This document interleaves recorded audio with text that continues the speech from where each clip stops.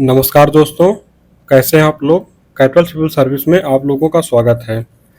आशा कर रहे हैं कि आप लोग अच्छे होंगे, आप लोगों की पढ़ाई भी अच्छे से हो रही होगी। तो जैसा कि आप लोग जानते हो कि हमारे चैनल पे ध्येय आईएएस का UP PCS test series solve कराया जा रहा है। तो इसमें हम लोगों का क्या है कि फेज़ 2 का टेस्ट चल रहा है इसमें, और ये हम लोगों का तीसरा टेस्ट है।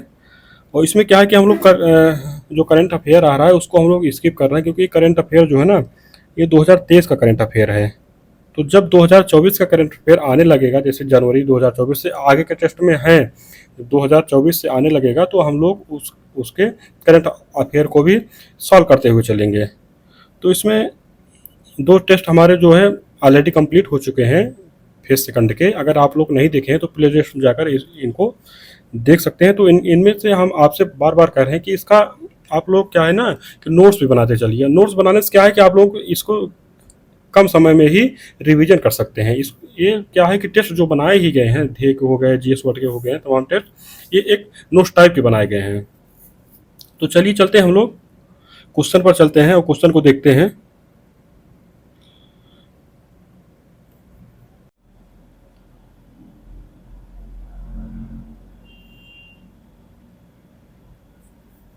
पहला प्रश्न हम लोगों को दिया गया है कि मुगल साम्राज्य के पतन के लिए विभिन्न विद्वानों ने अलग अलग कारणों को उत्तरदायी ठहराया है। निम्न में से कौन सा सही सुमेलित नहीं है? तो एक तरफ विद्वान दिया गया है और दूसरी तरफ उनके द्वारा जो कहा गया है पतन का कारण दिया गया है। तो पहला जो दिए गए हैं विद्वान है सतीश चंद्र, और दूसरे दिए गए हैं इरफान हबीब, तीसरे दिए गए हैं कि विलियम आर्विन फर्स्ट है, और चौथे दिए गए हैं कि जदुनाथ सरकार।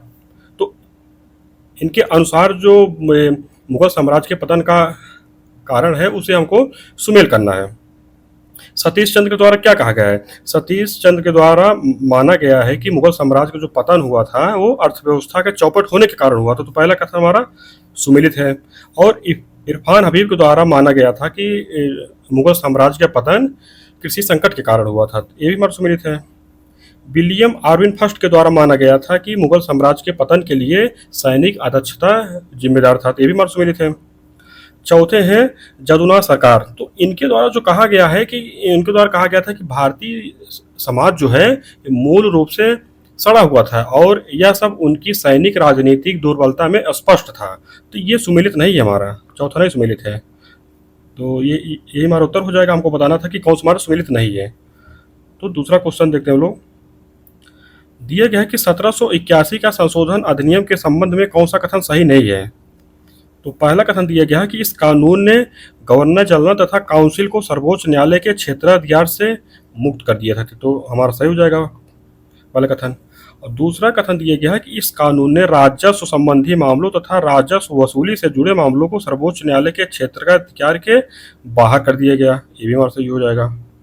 और तीसरा दिया गया इस कानून में यह व्यवस्था की गई कि प्रांतीय न्यायालयों की अपील सर्वोच्च न्यायालय में दायर हो, ना कि गवर्नर जनरल इन काउंसिल के यहाँ। तो ये हमारा कथन गलत है। जो प्रांतीय न्यायालय की अपील होगी ना वो गवर्नर जनरल इन काउंसिल के यहाँ होगी। तो इस तरह जो हमारा प्रांतीय न्यायालय जो अपील होंगी ना गवर्नर जनरल इन काउंसिल के यहाँ होगी। तो तीसरा कथन हमारा गलत हो जाएगा। चौथा दिया गया कि इस कानून द्वारा कोलकाता के सभी निवासियों को सर्वोच्च न्यायालय के अधिकार क्षेत्र के अंतर्गत कर दिया गया। तो चौथा भी कथन हमारा सही हो जाएगा। हमें गलत बताना तो हमारा सी हो जाएगा। अगला प्रश्न देखते हैं लोग। अगला प्रश्न दिया गया है कि स्वतंत्र भारत का पहला मंत्रिमंडल 1947 के संबंध में कौन सा सुमेलित नहीं है? तो एक तरफ दिया गया है सदस्य और दूसरी तरफ उनसे संबंधित विभाग दिया गया है। तो पहले दिए गए हैं कि डॉक्टर राजेंद्र प्रसाद, तो इनसे जो संबंधित विभाग था खाद्य एवं कृषि था, तो तुम्हारा सुमेलित है। और दूसरे दिए गए कि जान मथाई, तो जान मथाई कौन थे? जान मथाई जो विभाग दिया गया था वो खाद्य उद्योगों में आपूर्ति नहीं था। जान मथाई दिया गया था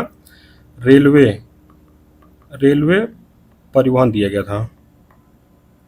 तो ये हो जाएगा हमारा।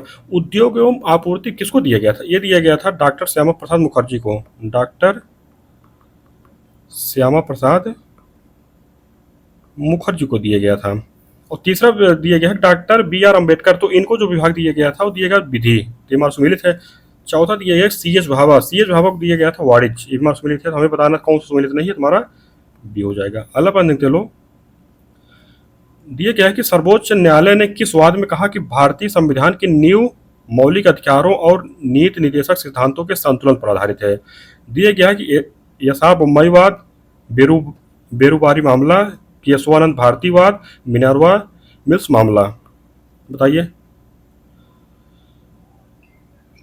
इसमें क्या है ना कि मिनर्वा मिल्स मामले में 1980 में, मिनर्वा मिल्स ये 1980 का वाद है। इसमें क्या होता है ना, सर्वोच्च न्यायालय ने कहा कि भारतीय संविधान की नींव मौलिक अधिकारों और नीति निर्देशक सिद्धांतों के संतुलन पर रखी गई है। विकल्प हमारा डी सही हो जाएगा। अगला प्रश्न देखते हैं लोग। अगला प्रश्न दिया गया है कि संविधान के भाग 5 के विभिन्न अध्यायों में अलग अलग विषयों का वर्णन है, उनमें निम्न में से कौन सा सही सम्मिलित नहीं है। तो एक तरफ दिया गया है अध्याय, भाग 5 के अध्याय, दूसरी तरफ विषय दिए गया है। तो हमें बताना है कि इसमें कौन सा सम्मिलित नहीं है। तो अध्याय 1 किससे संबंधित है? कार्यपालिका से है। अध्याय 2 संसद से है। अध्याय 3 में दिया गया है संघ की न्यायपालिका।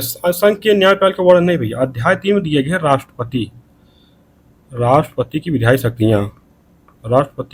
शक्तियां दी गई हैं। विधायी शक्तियों में इनमें आप लोग जानते हैं कि अनुच्छेद 111 आता है ना, अनुच्छेद 111 आता है। तो अध्याय 5 क्या दिए गए? अध्याय 5 दिए गए भारत का नियंत्रक एवं महालेखा परीक्षक दिए गए ना। और अध्याय 4 में क्या दिए गए? अध्याय 4 में दिया गया है संघ की न्यायपालिका दिया गया है। यही हमारा सम्मिलित नहीं है, ये हमको बताना था। अगला प्रश्न देखते हैं लोग। दिया गया कि सरकार द्वारा निम्न में से किस परिस्थिति में भारतीय नागरिक को नागरिकता से वंचित नहीं किया जा सकता। तो पहला दिया गया है कि यदि नागरिकता फर्जी तरीके से प्राप्त की है तो तुम्हारा सही है, इससे तो वंचित किया जा सकता है। और दूसरा दिया गया है कि यदि नागरिक ने संविधान के प्रति अनादर जताया हो तो इससे भी वंचित किया जा सकता है। तीसरा दिया गया है कि पंजीकरण या प्राकृतिक नागरिकता के 5 वर्ष के दौरान नागरिक को किसी देश में 2 वर्ष की कैद हुई हो तो इससे भी वंचित किया जा सकता है। और चौथा दिया गया कि नागरिक सामान्य रूप से भारत के बाहर 5 वर्षों से रह रहा हो। 5 वर्षों से नहीं, ये 7 वर्षों से बाहर रह रहा हो।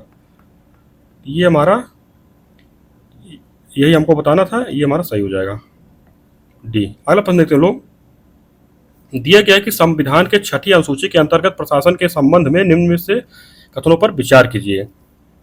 पहला कथन दिया गया है कि राष्ट्रपति को असम, मेघालय, त्रिपुरा, मिजोरम के जनजातीय क्षेत्रों में स्वशासी जिलों को स्थापित या पुनर्स्थापित करने का अधिकार है। दूसरा दिया गया है कि प्रत्येक स्वशासी जिले के लिए जिला परिषद होगी जो 30 सदस्यों से मिलकर बनेगी। तो बताइए इसमें हमारा कौन सही है। तो इसमें देखा जाए ना तो क्या दिया गया, जैसे असम, मेघालय, त्रिपुरा, मिजोरम के जनजातीय क्षेत्रों में स्वशासी जिलों को स्थापित या पुनर्स्थापित करने का अधिकार जो है ना राज्यपाल को है। तो राज्यपाल को है, ना कि राष्ट्रपति को। इसमें क्या दिया गया है? राष्ट्रपति को दिया है ना, तो पहला कथन तुम्हारा गलत हो जाएगा, तो राज्यपाल को दिया गया है। और दूसरा दिया गया प्रत्येक स्वशासी जिले के लिए जिला परिषद होगी जो 30 सदस्यों से मिलकर बनेगी। तुम्हारा सही हो जाएगा। हमारा विकल्प भी सही हो जाएगा। अगला प्रश्न देखते हैं हम लोग।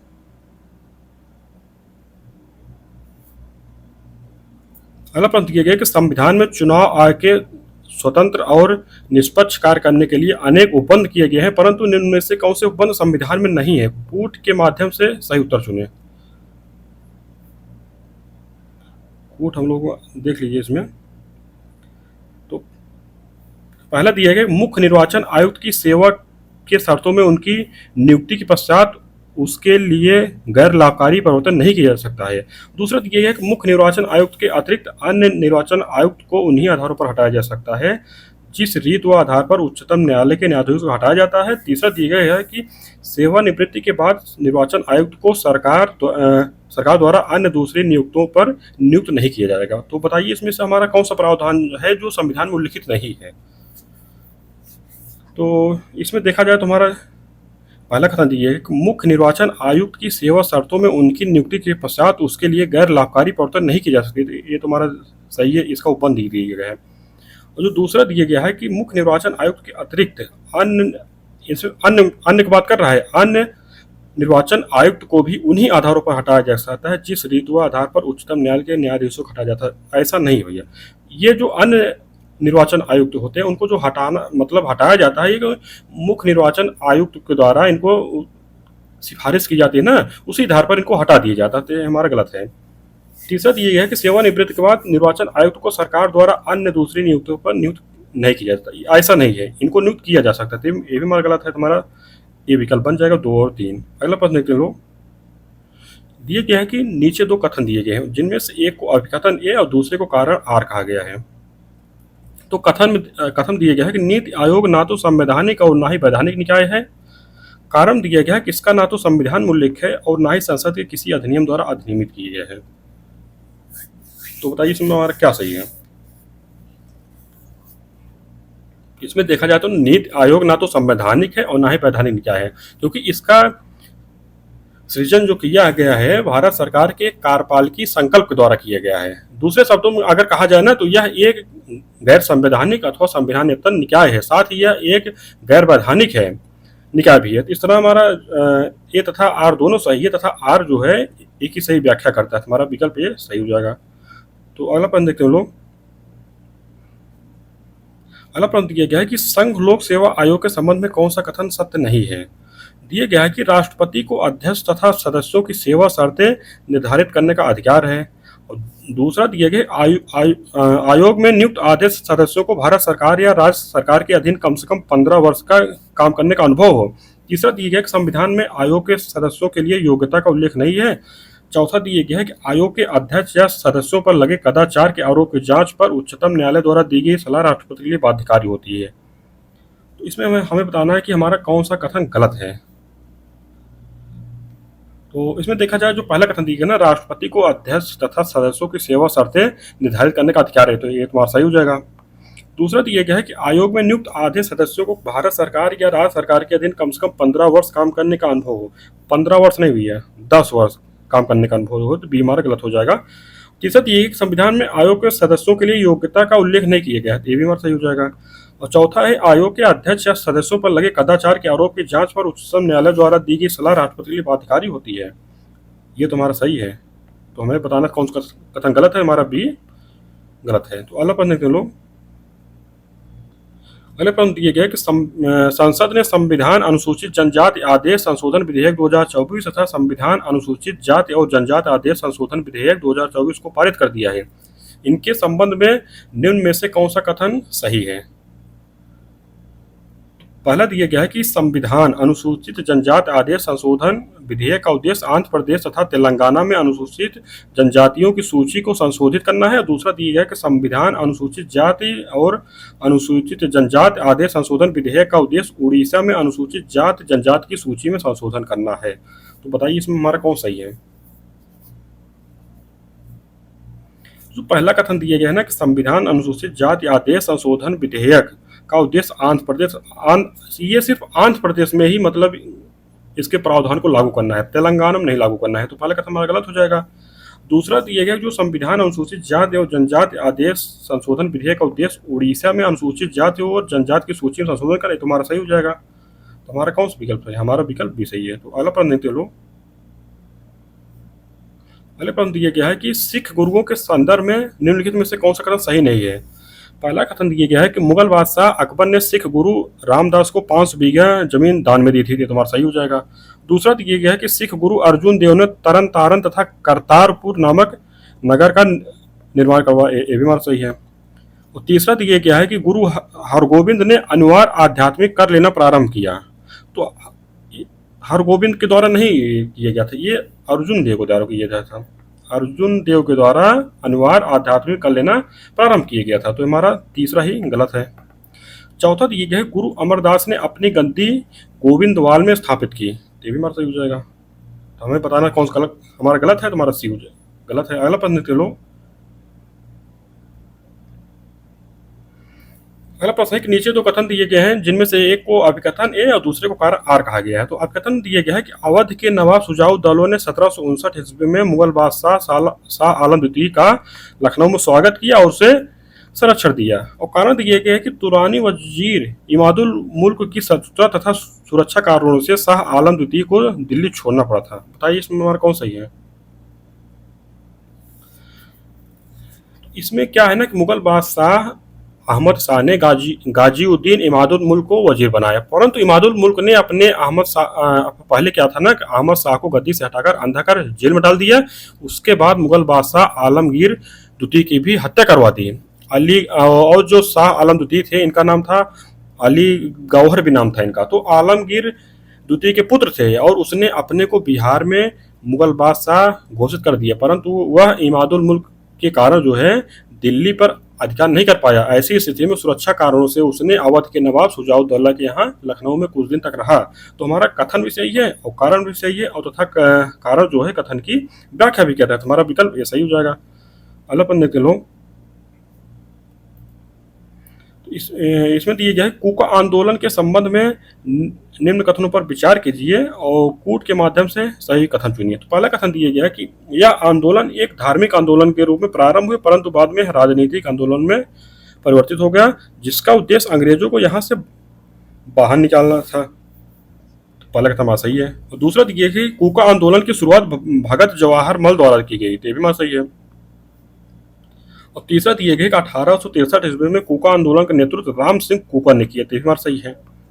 चौथा दिया गया कि राम सिंह कूका को गिरफ्तार कर इंग्लैंड भेज दिया गया, जहां 1885 ईस्वी में उनकी मृत्यु हो गई, तो हमारा चौथा कथन वही सही नहीं है, ये तुम्हारा गलत है ना। तो इसमें क्या है ना कि 1872 और 1885 नहीं, 1872 में इनको गिरफ्तार करके राम सिंह कूका रंगून भेज दिया गया था, और जहां पर इनकी मृत्यु हो गई। इस तरह हमारा चौथा कथन गलत है, 1 2 3 सही है, तुम्हारा विकल्प डी बन जाएगा। अगला प्रश्न हम लोग देखते हैं। दिया गया है कि दयानंद सरस्वती के संबंध में निम्नलिखित में से कौन सा कथन सही नहीं है। पहला कथन दिया गया है कि इन्हें दयानंद सरस्वती का नाम स्वामी पूर्णानंद दिया था, हमारा सही हो जाएगा। दूसरा दिया गया है कि इनके गुरु का नाम स्वामी बिरजानंद था, ये भी हमारा सही होगा। तीसरा दिया गया है कि यह पहले व्यक्ति थे जिन्होंने हिंदी को राष्ट्रभाषा के रूप में स्वीकार किया, ये भी हमारा सही हो जाएगा। और चौथा दिया गया कि 1885 ईस्वी में उन्होंने एक गोरक्षा समिति बनाई, तो 1885 नहीं है, 1882 में। ये तुम्हारा चौथा कथन जो है ये सही नहीं है, तो ये हमको बताना था। तो अगला प्रश्न देखते हैं हम लोग। अगला प्रश्न दिया गया कि निम्न कथनों पर विचार कीजिए। पहला कथन दिया गया कि आंग्ल नेपाल युद्ध के समय लॉर्ड हेस्टिंग्स गवर्नर जनरल होने के साथ साथ मुख्य सेनापति था, तो तुम्हारा कथन सही है। दूसरा दिया गया कि यह युद्ध 1816 ईस्वी में संगौली की संधि द्वारा समाप्त हुआ, जिसके तहत गोरखों ने काठमांडू में एक ब्रिटिश रेजिमेंट रखना स्वीकार किए थे। हमारा ये सही हो जाता, हमारा 1 और 2 दोनों सही है, तुम्हारा विकल्प क्या हो जाएगा, हमारा विकल्प सी हो जाएगा। तो इसमें क्या था ना, अंग्रेजों को 2 क्षेत्र भी मिले थे, कौन कौन से, गढ़वाल क्षेत्र मिला था और कुमाऊं मिला था, तो हमारा विकल्प सी सही हो जाएगा। तो अगला प्रश्न देख लो। अगला प्रश्न दिया गया है कि नेहरू रिपोर्ट 1928 के संदर्भ में निम्न कथनों पर विचार कीजिए। दिया गया है कि मोतीलाल नेहरू ने 15 अगस्त 1928 को नेहरू रिपोर्ट प्रस्तुत की, और दूसरा कथन दिया गया इस रिपोर्ट का लखनऊ के सर्वदलीय सम्मेलन में सर्वसम्मति से स्वीकार कर लिया गया था। बताइए इसमें कौन सही है।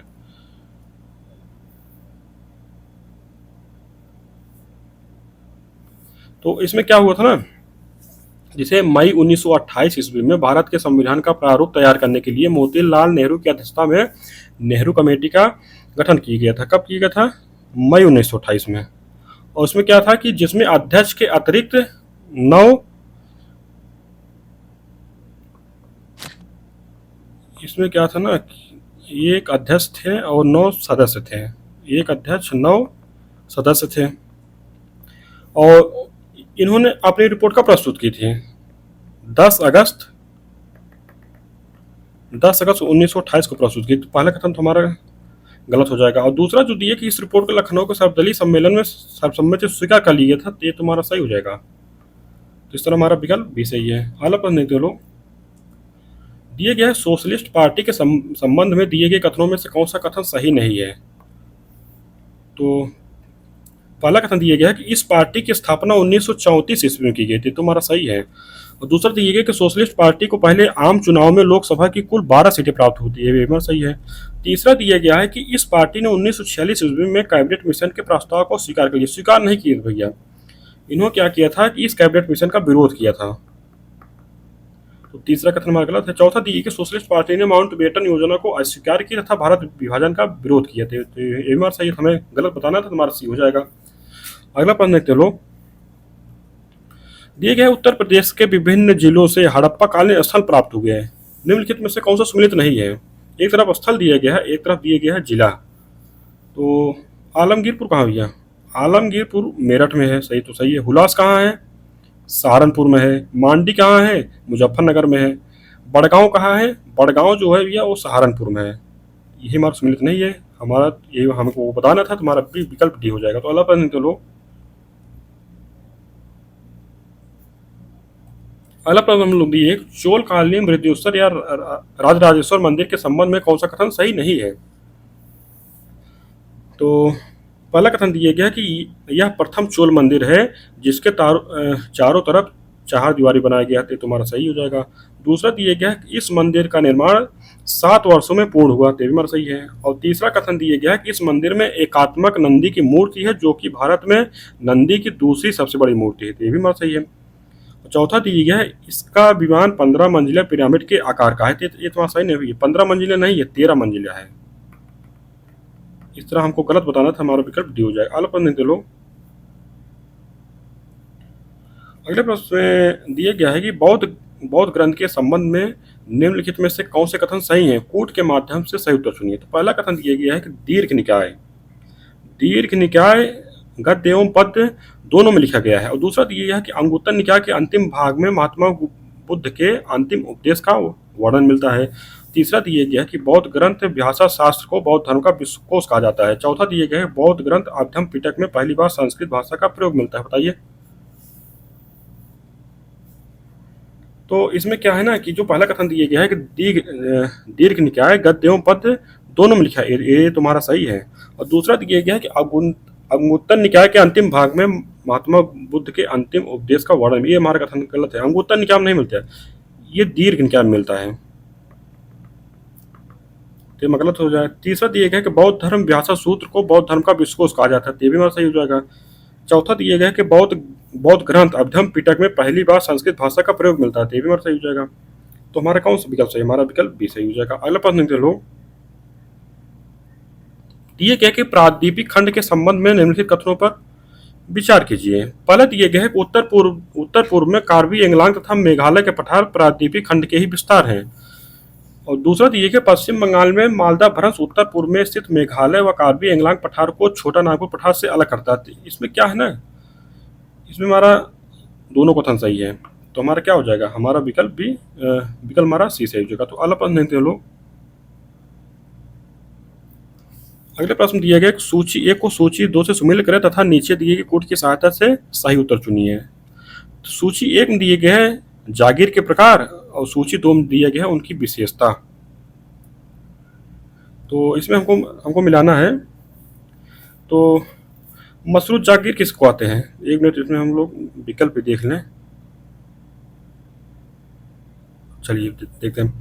मसरूत जागीर मतलब क्या होता है? मसरूत जागीर होता है किसी व्यक्ति को किसी शर्त के तहत प्रदान की गई जागीर होती थी, इस तरह हमारा ये बन जाएगा। और महाले पड़ाकी इसको क्या कहा जाता है? कि ऐसी जागीर भूमि जो अस्थायी रूप से केंद्रीय प्रशासन के अधीन कर ली जाती थी, इतना हमारा ये बन जाएगा। एमा जागीर क्या कहा जाता था? एमा जागीर कहा जाता था मुस्लिम धर्मविदों एवं उलेमाओं को प्रदान की जाने वाली जागीर, इस तरह हमारा ये हो जाएगा। और इनाम जागीर का कहा जाता था ऐसी जागीर जो किसी व्यक्ति को उसकी विशेष सेवा के बदले पुरस्कार स्वरूप प्रदान की गई होती, ये भी हमारा हो जाएगा। इस तरह हमारा क्या बन रहा है? हमारा बन रहा 2 4 1 3 बन रहा, हमारा विकल्प सी हो जाएगा। तो अगलापन देखते लो। अगलापन दिया गया है कि नीचे 2 कथन दिए गए हैं जिनमें से एक को अपकथन ए और दूसरे को कारण कहा गया है। तो कथन दिया गया है कि दक्षिण भारतीय नदियों के निचले भागों में बाढ़ का पानी बहुत बड़े क्षेत्र में भर जाता है। कारण दिया गया है कि दक्षिण भारतीय नदियों को अपनी घाटी को लंबोत काटने की क्षमता लगभग समाप्त हो गई है, जिससे यह नदियां धीरे धीरे अपने किनारों को काट रही हैं। बताइए इसमें हमारा कौन सही हो जाएगा? इसमें देखा जाए हमारा कथन भी सही है और कारण भी सही है, और कारण जो है कथन की व्याख्या भी कर रहा है, हमारा विकल्प जो है ये सही हो जाएगा। तो अगला प्रश्न देखते हैं लोग।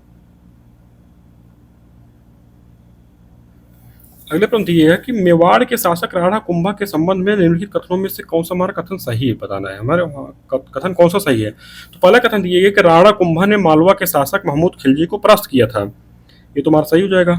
दूसरा दिए गया कि इस विजय की स्मृति में राणा कुंभा ने चित्तौड़ में कीर्ति स्तंभ या विजय स्तंभ का निर्माण करवाया, ये भी हमारा सही हो जाएगा। तीसरा दिए गया कि यह एक महान संगीतकार और कुशल तबला वादक था, ये भी हमारा सही हो जाएगा। तीसरा हमारा तीनों कथन सही है, तुम्हारा चौथा सही हो जाएगा कि सभी कथन सत्य हैं। तो अगला प्रश्न देखते हैं हम लोग। दिए गया है कि नीचे दिए कथनों पर विचार कीजिए। पहला कथन दिए गए, कैंडू तथा स्टैंप ने 18 डिग्री सेल्सियस की समताप रेखा के आधार पर भारत को 2 प्रधान जलवायु प्रदेशों में बांटा है। और दूसरा दिया गया कि भारत को कुल 11 जलवायु प्रदेशों में पर सीमित किए गए हैं। तो बताइए इसमें हमारा कौन सही हो जाएगा। इसमें क्या है ना कि कैंडू तथा स्टैंप ने 18 डिग्री सेल्सियस की समताप रेखा के आधार पर जो कर्क रेखा का अनुसरण करती है भारत को 2 प्रधान जलवायु प्रदेशों में बांटा है। इसमें से पहला है उपोष्ण कटिबंधीय तथा उष्ण कटिबंधीय, इन्हें पुनः विभाजित किया गया है। उपोष्ण कटिबंधीय के अंतर्गत 5 हो रहा है, क्योंकि उपोष्ण कटिबंधीय के अंतर्गत 5 तथा उष्ण कटिबंधीय के अंतर्गत 6, कुल मिलाकर कितने हो गए 11। तो 11 जलवायु प्रदेशों में परिसीमित किए गए हैं। तो इस तरह हमारा पहला भी कथन सही है और दूसरा भी सही है, तुम्हारा विकल्प सी हो जाएगा। तो अगला प्रश्न देखते हैं हम लोग। अगले प्रश्न दिया गया है कि निम्न में से कौन सा युग्म सुमेलित नहीं है। तो पहले में दिया गया है कि नदी परियोजना और दूसरे में दिया गया है नदी। तो बताइए, तो इसमें देखा जाए ना, तुलबुल परियोजना कहाँ है। तुलबुल परियोजना जो है झेलम नदी पर है। श्रीशैलम परियोजना तो ये जो है मंजीरा नदी पर नहीं है, ये है कृष्णा नदी पर। तीसरा दिया गया है दूरदर्शी परियोजना, ये चेनाब नदी पर है। और चौथा दिया गया है उकाई परियोजना ताप्ती नदी पर है। तीसरा में गलत बताना था, हमारा विकल्प सही हो जाएगा। तो अगला प्रश्न देखते हैं लोग। अगला प्रश्न दिया गया है कि निम्न कथनों पर विचार कीजिए। पहला कथन दिया गया, भारत में पहला एल्यूमिनियम उद्योग 1837 में जेके नगर पश्चिम बंगाल में स्थापित किया गया था।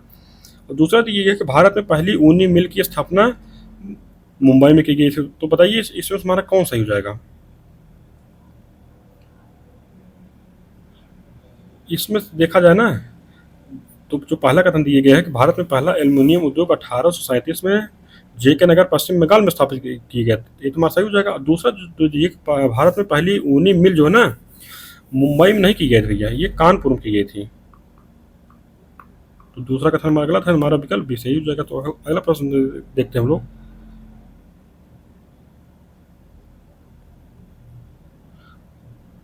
अगले प्रश्न दिया गया है कि निम्नलिखित कथनों में कौन सा सही नहीं है। तो पहला कथन दिया गया है कपास उत्पादन में गुजरात का प्रथम स्थान है, तो हमारा सही है। दूसरा दिया गया है कि सोयाबीन उत्पादन में महाराष्ट्र प्रथम स्थान पर है, तो ये भी हमारा सही होगा। तीसरा दिया गया है कि मूंगफली उत्पादन में राजस्थान का प्रथम, राजस्थान नहीं भी है, राजस्थान नहीं, ये हो जाएगा कौन सा, गुजरात है ना। तो तीसरा हमारा गलत है। चौथा दिया गया कि नारियल उत्पादन में केरल प्रथम स्थान पर थे, ये भी हमारा सही होगा। हमको गलत बताना, हमारा विकल्प सी हो जाएगा। अगला प्रश्न देखते हो लोग। दिया गया है कि निम्न कथनों पर विचार करें। तो पहला कथन दिया गया है पर्थ शहर पश्चिमी ऑस्ट्रेलिया की राजधानी है। और दूसरा दिया गया है कालगोर्ली एवं कोलगार्डी पूर्वी ऑस्ट्रेलिया में स्थित सोने की प्रसिद्ध खान है। तो बताइए इसमें हमारा कौन सही हो जाएगा। तो पहला कथन जो दिया गया है कि पर्थ शहर पश्चिमी ऑस्ट्रेलिया की राजधानी, तो तुम्हारा सही है। दूसरा दिया है कालगोर्ली एवं कोलगार्डी पूर्वी ऑस्ट्रेलिया में नहीं भाई, ये पश्चिमी ऑस्ट्रेलिया में है, जो पठारी भाग है। तो दूसरा कथन हमारा गलत है, तो हमारा एक केवल एक सही हो जाएगा। अगला प्रश्न देखते हैं हम लोग। दिया गया है कि निम्न में से कौन सा युग्म सही सुमेलित नहीं है। तो एक तरफ देश दिया गया है, एक तरफ राजधानी दिया गया है। तो जाम्बिया दी है, जाम्बिया की राजधानी क्या भैया, जाम्बिया की राजधानी जो है लुसाका है, ये तुम्हारा सुमेलित है। बोत्सवाना की राजधानी क्या है, बोत्सवाना की राजधानी जो है बिंडाक नहीं, आप लोग जानते हैं कि बिंडाक जो राजधानी है नामीबिया की है, नामीबिया की। बोत्सवाना की राजधानी क्या है, बोत्सवाना की राजधानी गैबोरोन, गैबोरोन। नाइजीरिया की राजधानी अबुजा है। मोरक्को की राजधानी रबात है। तो इसमें हमें बताना था कि कौन सा हमारा सुमेलित नहीं है, तुम्हारा विकल्प भी हो जाएगा। अगला प्रश्न देखते हैं लोग। दिए गए कि बोर्नियो द्वीप के संबंध में निम्न कथनों पर विचार कीजिए। तो पहला दिया गया है कि यह विश्व का चौथा सबसे बड़ा द्वीप है। और दूसरा दिया गया कि यह द्वीप राजनीतिक रूप से 3 देशों इंडोनेशिया, मलेशिया तथा तिमोर लिस्ते में विभाजित। तो बताइए इसमें हमारा कौन सा कथन सही है। तो पहला कथन दिया गया है कि यह विश्व का चौथा सबसे बड़ा द्वीप है, चौथा नहीं भैया तीसरा है। तो पहला कथन हमारा गलत हो जाएगा। जो दूसरा कथन दिया गया है कि यह जो 3 देशों इंडोनेशिया, मलेशिया, तिमोर लेस्ट, तिमोर लेस्ट नहीं है भैया, ब्रुनोई है एक देश। तो दूसरा कथन हमारा गलत हो जाएगा, हमारा विकल्प डी सही हो जाएगा। अगला प्रश्न देखते हैं लोग, दिए गया है कि नीचे दिए गए कौन से प्रदूषण जल को अम्लीय बनाने के लिए मुख्य रूप से उत्तरदायी हैं। दिए गया है कि nitrous oxide, sulphur dioxide, nitrogen dioxide, methane. बताइए। तो इसमें देखा जाए ना कि वर्षा के जल को अम्लीय बनाने के लिए मुख्यतः जो होते हैं नाइट्रस ऑक्साइड होते हैं, सल्फर डाइऑक्साइड, नाइट्रोजन डाइऑक्साइड। तो 1 2 3 हमारा हो जाएगा, तो हमारा विकल्प सी बन जाएगा। तो अगला प्रश्न देखते हैं लोग। तो अगला प्रश्न दिया गया है कि ब्राउन फील्ड संपत्तियों से क्या तात्पर्य है। तो दिया गया है कि विकल्प ऐसी परिसंपत्तियां जिनमें निवेश हुआ है किंतु उनकी क्षमता का पूरा दोहन तथा सही तरीके से उनका रखरखाव व उपयोग नहीं हो रहा है। तो यही कथन हमारा सही हो जाएगा। तो अगला प्रश्न देखते हो लोग, दिया गया है कि कपड़ा उद्योग के संबंध में कौन सा कथन सही नहीं है। तो पहला कथन दिया गया कि भारत में आधुनिक स्तर की प्रथम सूती कपड़ा मिल 1818 में कोलकाता के निकट पोर्ट ग्लोस्टर में लगाई गई थी। ये तुम्हारा ये सही हो जाएगा कथन। दूसरा कथन दिया गया कि कपड़ा उद्योग भारत का कृषि के बाद दूसरा सबसे बड़ा रोजगार प्रदान करने वाला उद्योग है। ये भी सही है। तीसरा दिया गया है कि हथकरघा गतिविधियों हेतु वित्तीय सहायता हेतु सन 2000 में दीनदयाल हथकरघा प्रोत्साहन योजना प्रारंभ की गई। ये भी सही हो जाएगा। चौथा दिया गया है कि 2022-23 में राष्ट्रीय तकनीकी वस्त्र मिशन प्रारंभ किया गया था। तो ये भैया 2022-23 में किया गया था, कब किया गया था, 2020-2021 में किया गया था। तो चौथा कथन हमारा गलत है, यही हमको बताना था। अगला पन्ने के लोग, दिए गए सिक्कों का उत्पादन करने तथा सोने और चांदी की परख करने एवं तमगों का उत्पादन करने के लिए भारत सरकार द्वारा 4 टकसालें भारत के विभिन्न शहरों में स्थापित की गई हैं। वह टकसालें कहाँ कहाँ स्थित है, कोड के माध्यम से सही उत्तर चुनिए। इसमें दिए गए मुंबई, कोलकाता, हैदराबाद, चंडीगढ़। बताइए। जो भारत सरकार के द्वारा टकसालें स्थापित की गई है ना, वो कहाँ कहाँ की, एक तरफ मुंबई है, एक कोलकाता है, एक हैदराबाद है, तो एक चंडीगढ़ नहीं है, नोएडा है। तुम्हारा 1 2 3 सही है, तुम्हारा विकल्प भी सही हो जाएगा। अगला प्रश्न देखते लो। तो अगले प्रश्न दिया गया है कि अंतरिम बजट 2024-25 के अनुसार महिलाओं के संबंध में कौन सा कथन सही नहीं है। तो पहला कथन दिया गया 30 करोड़ मुद्रा योजना ऋण महिला उद्यमियों को प्रदान किए गए थे। तुम्हारा सही है। दूसरा कथन दिया गया उच्च शिक्षा में महिलाओं का नामांकन दर बढ़कर 28% हो गया। ये भी सही है। तीसरा दिया गया स्टेम पाठ्यक्रमों में छात्राओं में महिलाओं का नामांकन 43% है, जो दुनिया में सबसे अधिक है। ये भी सही है। और चौथा दिया गया है पीएम आवास योजना के तहत 85% मकान ग्रामीण महिलाओं को दिए गए। ये तुम्हारा गलत है भैया ना, 85% नहीं 70% हो जाएगा। तो हमें गलत बताना था, हमारा विकल्प डी हो जाएगा। अगला प्रश्न देते लो। अगला प्रश्न दिया गया है कि केंद्रीय कैबिनेट ने 1 फरवरी 2024 को इंफ्रास्ट्रक्चर डेवलपमेंट फंड के तहत पुनर्गठित पशुपालन और अवसंरचना विकास निधि योजना को मंजूरी दी। तो इसके संबंध में दिए गए कथनों पर विचार किए। तो पहला कथन दिया गया इस योजना का फंड बढ़कर 25,000 करोड़ रुपए कर दिए गए हैं। दूसरा दिया गया है कि योजना के इस नए स्वरूप को 31 मार्च 2023 को से 2025-26 तक अवधि की हेतु लागू किया जाएगा। तो इसमें बताइए हमारा कौन सा कथन सही है। तो इसमें देखा जाए ना, तो इस योजना का जो फंड बढ़ाकर ना 25,000 करोड़ नहीं किए गए हैं, किए गए 15,000 करोड़। तो पहला कथन हमारा गलत हो जाएगा। दूसरा कथन योजना के इस नए स्वरूप को 31 मार्च 2023 से 2025-26 तक की अवधि हेतु लागू किया जाएगा। ये तुम्हारा सही है। तुम्हारा विकल्प कौन सा है, हमारा विकल्प बी हो जाएगा। अगला प्रश्न देखते हैं लोग।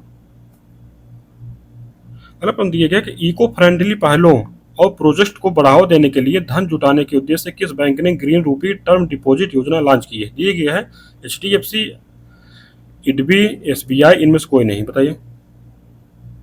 इसमें क्या है कि स्टेट बैंक ऑफ इंडिया ने इको फ्रेंडली पहलों और प्रोजेक्ट्स को बढ़ावा देने के लिए धन जुटाने के उद्देश्य से ग्रीन रूपी टर्म डिपॉजिट स्कीम लॉन्च किया है, ताकि देश में ग्रीन फाइनेंस इकोसिस्टम के विकास को बढ़ावा मिले। तो हमारा विकल्प कौन सही हो जाएगा, हमारा विकल्प सी हो जाएगा। तो अगला प्रश्न देखते हैं लोग। अगला प्रश्न दिया गया है कि उत्तर प्रदेश सरकार द्वारा चलाई गई मुख्यमंत्री कन्या सुमंगला योजना के संबंध में कौन सा कथन सही है। तो कोर्ट के माध्यम से सही कथन चुनिए। तो पहला दिया गया है कि इस योजना का प्रारंभ 2019 में किया गया, तो ये तुम्हारा सही हो जाएगा। दूसरा दिया गया कि यह योजना उत्तर प्रदेश सरकार के महिला कल्याण विभाग की एक प्रमुख पहल है, तो ये भी हमारा सही हो जाएगा। तीसरा दिया गया है कि इस योजना में प्रति लाभार्थी अनुदान 15,000 से बढ़ाकर 25,000 सालाना कर दिया गया, तो ये भी हमारा सही है। तुम्हारा कौन सा विकल्प सही हो जाएगा? हमारा एक दो तीन सही है, तुम्हारा विकल्प ये सही हो जाएगा। तो अगला प्रश्न देखते लो। अगले प्रश्न दिए गए सूची ए को सूची 2 से मिलाना है। सूची एक में दिए गए विटामिन की कमी और सूची 2 में दिया गया है उस रोग दिए गया है। तो जो पहला दिया गया है विटामिन बी वन कमिस क्या होता है? बी वन कमिस जो है ना, वृद्ध का रुकना हो जाता है। और विटामिन बी फाइव की कमी से जो है बालों का सफ़ेद होना स्टार्ट हो जाता है, तो तुम्हारा बालों को सफ़ेद होने हो जाएगा। विटामिन बी सिक्स कमी में जो है पेशी में ऐंठन होती है, ये हमारा सम्मिलित हो जाएगा। विटामिन बी सेवन की कमी से बालों का झड़ना आरंभ हो जाता है, तो ये भी हमारा सम्मिलित हो जाएगा। तो हमारा कौन सा बन रहा है विकल्प? हमारा बन रहा है 3, 4, 1, 2 बन रहा है, हमारा विकल्प बी सही हो जाएगा। अगला प्रश्न देखते हैं लोग। इसमें 2 कथन दिए गए हैं, एक अवकथन दिया गया है, एक कारण दिया गया है। तो कथन दिए गए कि लार भोजन के साथ आए जीवाणुओं को नष्ट करने में सहायक होता है, और कारण दिए गए कि लार में टाइलिन पाया जाता है जो स्टार्च को शर्करा में तोड़ देता है। तो बताइए इसमें तुम्हारा कौन सही है?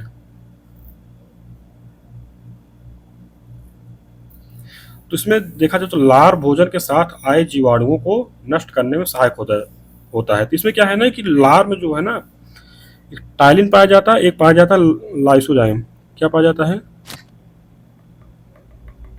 लाइसोजाइम ही जो है जीवाणु को नष्ट करता है, तो ये तुम्हारा कथन सही हो जाए। कारण दिए कि लार में टाइलिन पाया जाता है, क्योंकि लार में 2 चीज पाया जाता है, एक लाइसोजाइम पाया जाता है, टाइलिन पाया जाता है। तो टाइलिन होता है ना जो स्टार्च को शर्करा में तोड़ देता है, तो कारण भी हमारा सही है। तो कथन भी सही है, कारण सही है, लेकिन एक दूसरे की व्याख्या नहीं कर रहे, तुम्हारा विकल्प भी सही हो जाएगा। तो अगला प्रश्न देखते लोग। अगला प्रश्न दिया गया है कि निम्नलिखित में से कौन सा युग्म सही सुनिश्चित नहीं है। तरफ रोग दिए गए हैं, एक तरफ दिया गया है तत्व की कमी। तो पहला जो दिया गया है धान में खैरा रोग।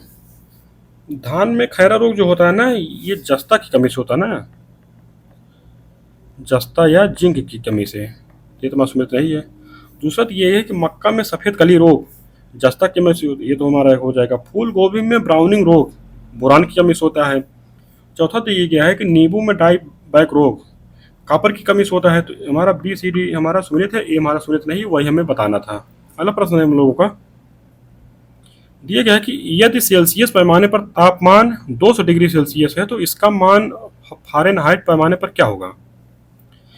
तो दिया गया है 330 degree Fahrenheit, 376 degree Fahrenheit, 392 Fahrenheit और 398। तो इसका एक फार्मूला होता है, आप लोग जानते हैं कि C × 9/5 + 32। तो हमारा जो सेल्सियस में तापमान दिए गए है 200 × 9/5 + 32 क्या हो जाएगा?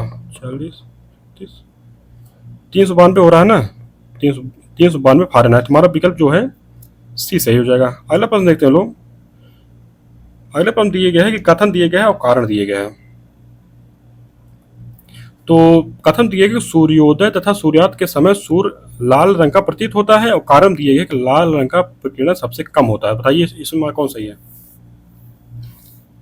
तो इसमें क्या है ना कि सूर्योदय एवं सूर्यास्त के समय किरणों को वायुमंडल में अधिक दूरी तय करनी पड़ती है। इसके कारण प्रकाश की छोटी तरंगों का प्रकीर्णन जो हो जाता है, जबकि लाल रंग का न्यूनतम प्रकीर्णन होने के कारण यह आगे बढ़ती है। यही कारण है कि सूर्योदय एवं सूर्यास्त के समय सूर्य का रंग लाल दिखाई पड़ता है। तो इसमें हमारा कथन भी सही है, कारण से ही, और कारण जो है कथन की व्याख्या भी कर रहा है, हमारा विकल्प सही हो जाएगा। अगला प्रश्न देखते हैं लोग। अगले प्रश्न दिया गया है कि सुपर कंप्यूटर के संबंध में निम्न कथनों पर विचार कीजिए। तो पहला दिए गए कि मार्च 2015 में राष्ट्रीय सुपर कंप्यूटिंग मिशन को प्रारंभ किए गए हैं, और दूसरे कथन दिए है कि मिशन संयुक्त रूप से विज्ञान एवं प्रौद्योगिकी विभाग तथा इलेक्ट्रॉनिक्स एवं सूचना प्रौद्योगिकी मंत्रालय द्वारा संचालित किया जा रहा है। बताइए इसमें हमारा कौन सा कथन सही हो जाएगा? इसमें देखा जाए तो हमारा दोनों कथन सही है, तो हमारा दोनों कथन सही है, तो हमारा विकल्प सी सही हो जाएगा। तो अगला प्रश्न देखते हैं लोग। दिया गया कि हाल ही में चर्चा में रहा पुष्पक क्या है? दिया गया एक रडार, पांचवी पीढ़ी का लड़ाकू विमान, रीयूजेबल लॉन्च व्हीकल, मालवाहक पोत। बताइए। तो इसमें क्या है ना कि भारतीय अंतरिक्ष अनुसंधान संगठन जो है इसरो, इसरो ने 22 मार्च 2024 को कर्नाटक में चित्रदुर्ग परीक्षण रेंज से रीयूजेबल लॉन्च व्हीकल पुष्पक की सफलतापूर्वक लैंडिंग की। तुम्हारा क्या हो जाएगा? हमारा विकल्प सी हो जाएगा, रीयूजेबल लॉन्च व्हीकल। तो अगला प्रश्न देखते हैं लोग। अगले प्रश्न दिया गया है कि अर्धचालक सेमीकंडक्टर के संबंध में निम्नलिखित कथनों पर विचार कीजिए और कोड के माध्यम से सही कथन चुनिए। तो पहला कथन दिया गया है कि यह ऐसे पदार्थ होते हैं जिनकी विद्युत चालकता चालक तथा अचालक के बीच होती है। तो तुम्हारा सही हो जाएगा। दूसरा दिया गया है कि तापमान में वृद्धि के साथ इनकी चालकता में वृद्धि होती है। तो तुम्हारा सही है। और तीसरा दिया गया अर्धचालक का प्रतिरोध तापमान बढ़ने पर बढ़ता है। तो बढ़ता नहीं भैया, कम होता है। तो तीसरा कथन हमारा गलत हो जाएगा, क्योंकि दूसरे ही कथन दिए गए हैं तापमान जब वृद्धि होती है तो इनकी चालकता बढ़ती है। जब चालकता बढ़ेगी तो इनका इसका मतलब है कि इनका प्रतिरोध तो कम हो रहा है ना। तो तीसरा कथन हमारा गलत है। और चौथा जो दिए गए परम शून्य ताप पर अर्धचालक एक आदर्श अचालक की भांति व्यवहार करते हैं। ये भी हमारा सही हो जाएगा। तो 1 2 4 हमारे सही है। तुम्हारा विकल्प डी सही। अगला प्रश्न देखते लो। तो अगले प्रश्न दिए गए भारत में नवीकरणीय ऊर्जा लक्ष्य के पंचामृत लक्ष्य के संदर्भ में कौन सा कथन सही नहीं है? तो पहला कथन दिया गया है कि 2030 तक 500 गीगावाट गैर जीवाश्म ऊर्जा क्षमता हासिल करना। दूसरा दिया गया है कि 2045 तक अपनी ऊर्जा आवश्यकता का कम से कम 50% हिस्सा नवीकरणीय ऊर्जा के माध्यम से पूरा करना। और तीसरा दिया गया है कि 2030 तक कुल अनुमानित कार्बन उत्सर्जन को 1 बिलियन टन तक कम करना। चौथा दिए गया है कि 2070 तक जीरो कार्बन उत्सर्जन का लक्ष्य प्राप्त करना। बताइए इसमें हमारा कौन सा कथन गलत है? तो इसमें देखा जाए ना तो भारत में नवीकरणीय ऊर्जा लक्ष्य में पंचामृत लक्ष्य के तहत निम्न उद्देश्य दिए हैं। जैसे क्या है ना कि 2030 तक 500 गीगावाट गैर जीवाश्म ऊर्जा क्षमता हासिल करना। तुम्हारा सही हो जाएगा। एक मिनट। दूसरा कथन दिया गया कि 2045 तक अपनी ऊर्जा आवश्यकता का कम से कम 50% हिस्सा नवीकरणीय ऊर्जा के माध्यम पूरा करना। तो 2045 तक नहीं है, 2030 तक दिया गया है, इसका प्रावधान किया गया है जो लक्ष्य निर्धारित किया गया। तो बी हमारा गलत हो जाएगा। और तीसरा दिया है कि 2030 तक कुल अनुमानित कार्बन उत्सर्जन को 1 बिलियन टन तक कम करना। तो भी हमारा सही हो जाएगा। चौथा दिया गया 2070 तक जीरो कार्बन उत्सर्जन लक्ष्य का प्राप्त करना है। तो ये भी हमारा सही हो जाएगा। तो हमें गलत कथन बताना तुम्हारा बी हो जाएगा। अगला प्रश्न देखते हैं लोग। दिए गए कि हाल ही में गगनयान की उड़ान द्वारा अंतरिक्ष में जाने वाले 4 पायलट्स का चयन किया गया है और उनके नाम की घोषणा की गई है तथा उन्हें एस्ट्रोनॉट विंग प्रधानमंत्री द्वारा प्रदान किए गए हैं। निम्न में से कौन इसमें शामिल नहीं है? तो पहला दिया गया है कि ग्रुप कैप्टन प्रशांत बालकृष्ण नायर। दूसरा दिया गया है कि ग्रुप कैप्टन अंगद प्रताप। तीसरा दिया गया कि विंग कमांडर सुभाषु शुक्ला। चौथा दिया गया है कि ग्रुप कैप्टन अमित झा। तो बताइए किसमें से किसको शामिल नहीं किया गया है? तो इसमें देखा जाए ना तो इसमें जो 4 नाम हैं इसमें कौन कौन है? इसमें है ग्रुप कैप्टन प्रसाद बालकृष्ण नायर हैं। तो पहला मार्क तो सही हो जाएगा। और दूसरे जो हैं ग्रुप कैप्टन अंगद प्रताप हैं। ये भी मार्क सही हो जाएगा। तीसरे जो है ना ग्रुप कैप्टन अजीत कृष्ण हैं। तो ग्रुप कैप्टन इसमें विंग कमांडर सुभाषु शुक्ला भी हैं। तो ये भी मार्क हो जाएगा। ग्रुप कैप्टन अमित झा की जगह कौन है इसमें? ग्रुप कैप्टन अजीत कृष्ण है, अजीत कृष्णन। तो यही हमको बताना था कौन शामिल नहीं। तुम्हारा विकल्प जो है डी ये शामिल नहीं है। तो अगला प्रश्न देखते हैं लोग। अगला प्रश्न दिया गया है कि निम्नलिखित कथनों पर विचार कीजिए। पहला कथन दिया गया उत्तर प्रदेश का औसत जनघनत्व 829 प्रति व्यक्ति प्रति वर्ग किलोमीटर है। दूसरा दिया गया है कि जनघनत्व में उत्तर प्रदेश का राज्यों में तीसरा स्थान है। बताइए इसमें हमारा कौन सही है?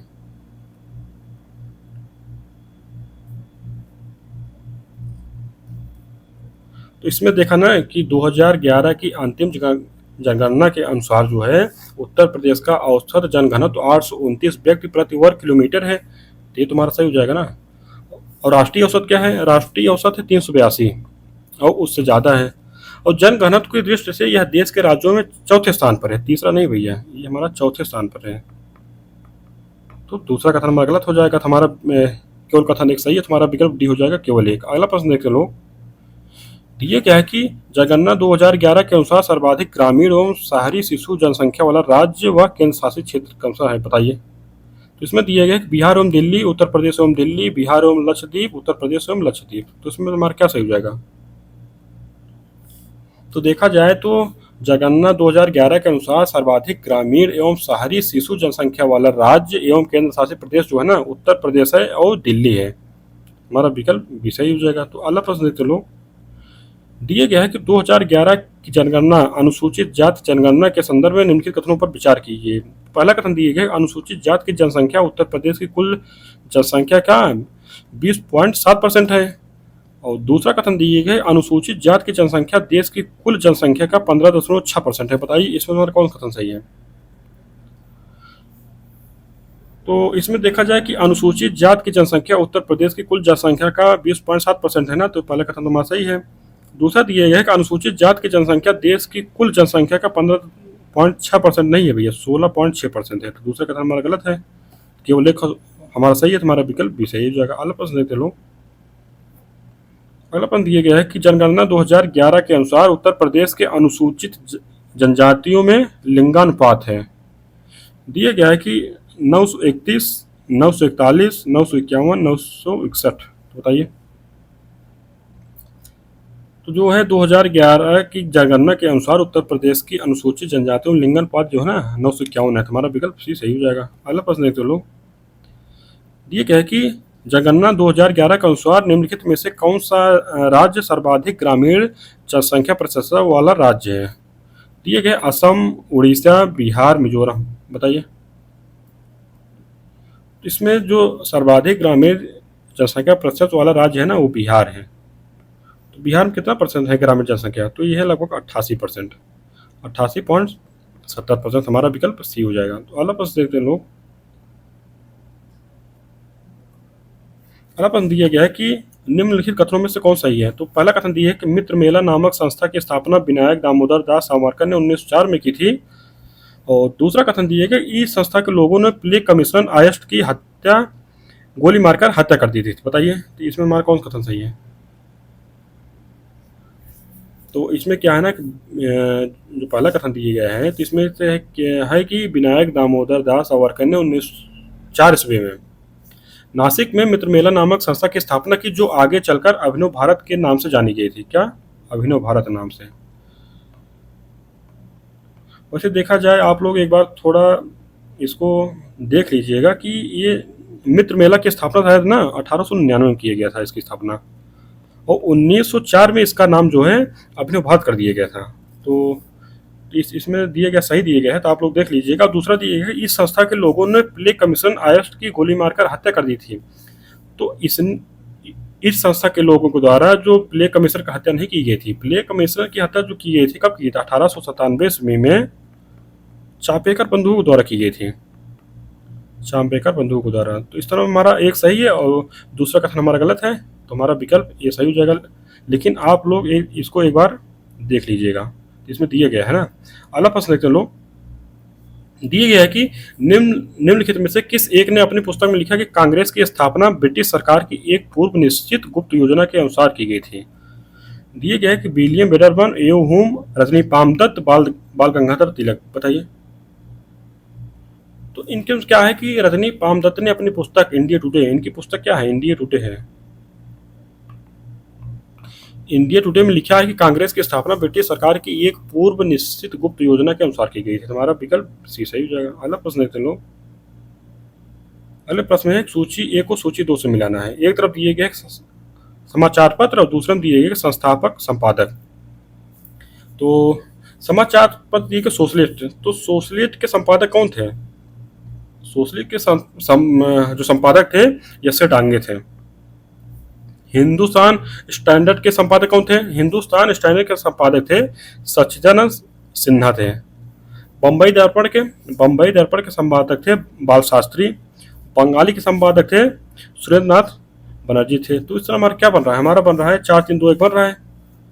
तो हमारा क्या हो जाएगा? हमारा विकल्प डी सही हो जाएगा। अगला प्रश्न देखते लोग। अगला प्रश्न दिया गया है कि निम्नलिखित में से किस एक तिथि को खिलाफत दिवस मनाया गया था? तो पहला दिया गया है 23 नवंबर 1919 को, 31 अगस्त 1920 को, 20 जून 1920 को, 13 मार्च 1920 को। बताइए।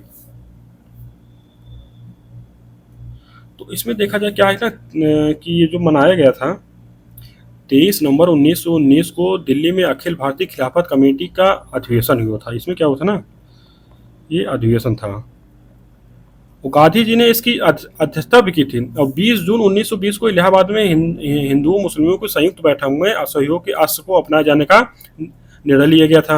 और 31 अगस्त 1920 का दिन जो है ना खिलाफत दिवस के रूप में मनाए जाने का निर्णय लिया गया था। तो क्या हो जाएगा हमारा विकल्प भी सही हो जाएगा 31 अगस्त 1920 को। अगला प्रश्न देखते हैं लोग। अगला प्रश्न दिया गया है कि नीचे दो कथन दिए गए हैं जिनमें से एक को अभिकथन ए और दूसरे को कारण आर कहा गया। तो कथन दिया गया है वर्ष 1930 में लखनऊ में अखिल भारतीय किसान सम्मेलन का आयोजन किया गया था। कारण दिया गया कि सामंतवाद के उन्मूलन तथा लगान व कर्जों में छूट की मांग की गई थी। तो बताइए इसमें हमारा क्या सही है। तो इसमें देखा जाए ना कि वर्ष 1936 में प्रोफेसर एन.जी. रंगा तथा स्वामी सहजानंद के प्रयासों से लखनऊ में अखिल भारतीय किसान सम्मेलन का आयोजन किया गया था।